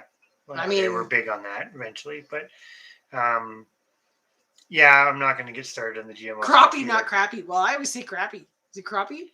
I think it's one of those, it's like pileated and pileated woodpecker. Okay. I think it does there's different. Okay. Tomato. Gotcha. I do like it. Now, that being said, depending on where you are, a big one is a lot older than you would think it is. So there's kind of that catch-22. That's the thing about the crappie or crappie. They're not a super fast-growing fish. So that's another thing about harvesting wild food is great, but there's always an ethical side to that too, which I'm not going to get into today. You can see, you can go layer upon layer upon layer upon layer. Yeah, the wild hogs in northern Arkansas. I think that's a big thing of, excuse me, in Canada. I know that's one of the reasons why they started the tracing thing, is because we traditionally don't really have them, but in the last, 30 years, they've gone from kind of being absent to now there is populations in places. And the populations are a mix of escaped domestic pigs and also the wild. It's really funny that he brought that up when it was just in the news the other day, that they're saying no, even people who raise wild hogs, wild boar on farms in Ontario, they got to go. Yep, shut they're no longer allowed to do it. You're not allowed to have there's wild boar. And there's no grandfathering thing either. It's like done. You're done. And it doesn't matter if you have 100 pigs, get rid of them. And they're not even I don't even think they're even compensating. I don't know all. I don't know all the That, details. We just happened to see it. It actually we were quite surprised. News. Yeah, we were quite surprised because wild boar is very nice meat. It's also not necessarily the easiest animal to raise. No, but those that do must be doing it decently. Rambling at the Brums, I thought you went to bed earlier. I thought so. Have a good night. We're probably going to end it. Yes, we're wrapping. We're pushing the 3 hours, and tomorrow is Chris's last day of work, so he's got to be on the ball. Well, have a good one as well, Arkansas Woodcutter. Thank you very much for coming in. Good to see you. We haven't chatted in a while. We got a little dark, but sometimes dark's good because there's still light. It's not dark. It's deep. It's deep. Yes, it's not dark. It's deep because it's thoughts. Like if you go and be a fly on the wall in a lot of people's houses, the same thoughts are there. Just people don't talk about it. I think this is living a rogue life again has a great one about it's like breeding dogs with the concern of quality. That's the hard thing because it's 100% true. You have to have breeding goals if you're breeding animals. It sounds like you're mastering it, and we can only exert so much effort over or influence over it, but you still have to have goals. I think that's the problem. If you don't have goals, then you can't breed for quality. So this is where I go back to I'm just breeding meat rabbits, so it doesn't matter. It does matter because you're breeding those to feed yourself, to feed your family. So you want to be selecting, you want to be whatever, and you're guaranteed that eventually you're going to either keep something or potentially try to sell it, because let's face it, most people do. And we do this all the time. We could sell hundreds of rabbits if we wanted to. We don't. We only sell a small percentage of them. It's like, it's kind of that, this is how we operate, for right or for wrong, when we sell things. If we're going to sell it, it's really kind of that same 10% we would have kept for ourselves, if that makes sense. And the rest of them pretty much go to be meat. Where did I just see it here? The Tiny Tim, that's something that just floors me. I did know a little bit about the potato thing, but I didn't know it was quite that intense. Now, we don't have any of ours in enclosed containers, but still, that's pretty. I imagine you still have to have quite a few to do that too, but I think that would be one of those things, though. I mean, if you're constantly down and checking, it doesn't get to that, because anytime I've had a potato go bad, the smell, you're searching for that one potato because it smells so bad. Most of ours end up sprouting. Yeah, mostly we get sprouting, not going bad. But it's definitely like the Solanaceae family. Yeah. The nightshade family. They're all in the nightshade family. They all have compounds in them that are. But I'm curious to look up the story on it, though, because it just sounds like a book. It sounds like something like, you know. I'm not going to go down it too much right now, but Thoughts exactly, Eldan. There's some potential there, and this is where the best thing probably people can do right now is start growing stuff, start thinking about it as populations. The more of people doing that, the better. And the fact that anyway, I shouldn't, because we don't want to be ticking the YouTube world off. But the fact that they could just come in and just say they got to go, like no warning, no nothing. It was just we made this decision and you're out. It doesn't matter how much you've contributed to the world or the economics or anything. You're out. Well, it's a minor thing too, though, but that gets a lot darker. So we're going to stop on that for the moment right now. But yeah, I think we're going to end it because, like you say, we're coming up on the 3-hour mark. Mm-hmm. Really been appreciating the discussion. Hopefully, everybody else has been appreciating the discussion just as much as we have. Yes, it's all. We're looking forward to another round of it next week. This is another one of those. Really, I'm going to say close with the people that come into our lives, and we feel comfortable discussing things that are, maybe they are deep, maybe they're dark or whatever, but it is stuff that we talk about all the time.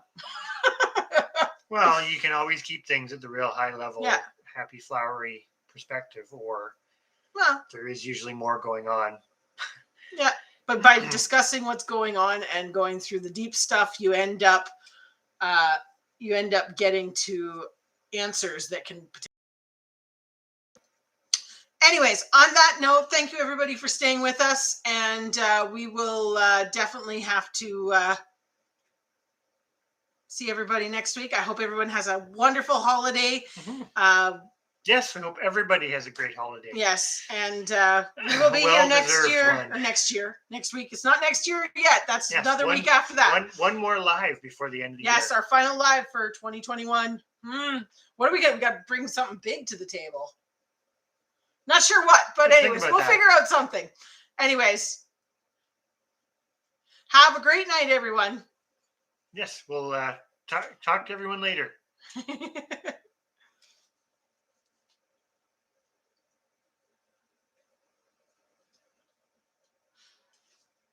Have a good night. Merry Christmas, Carla. Wonderful. You're kind of people. Yep.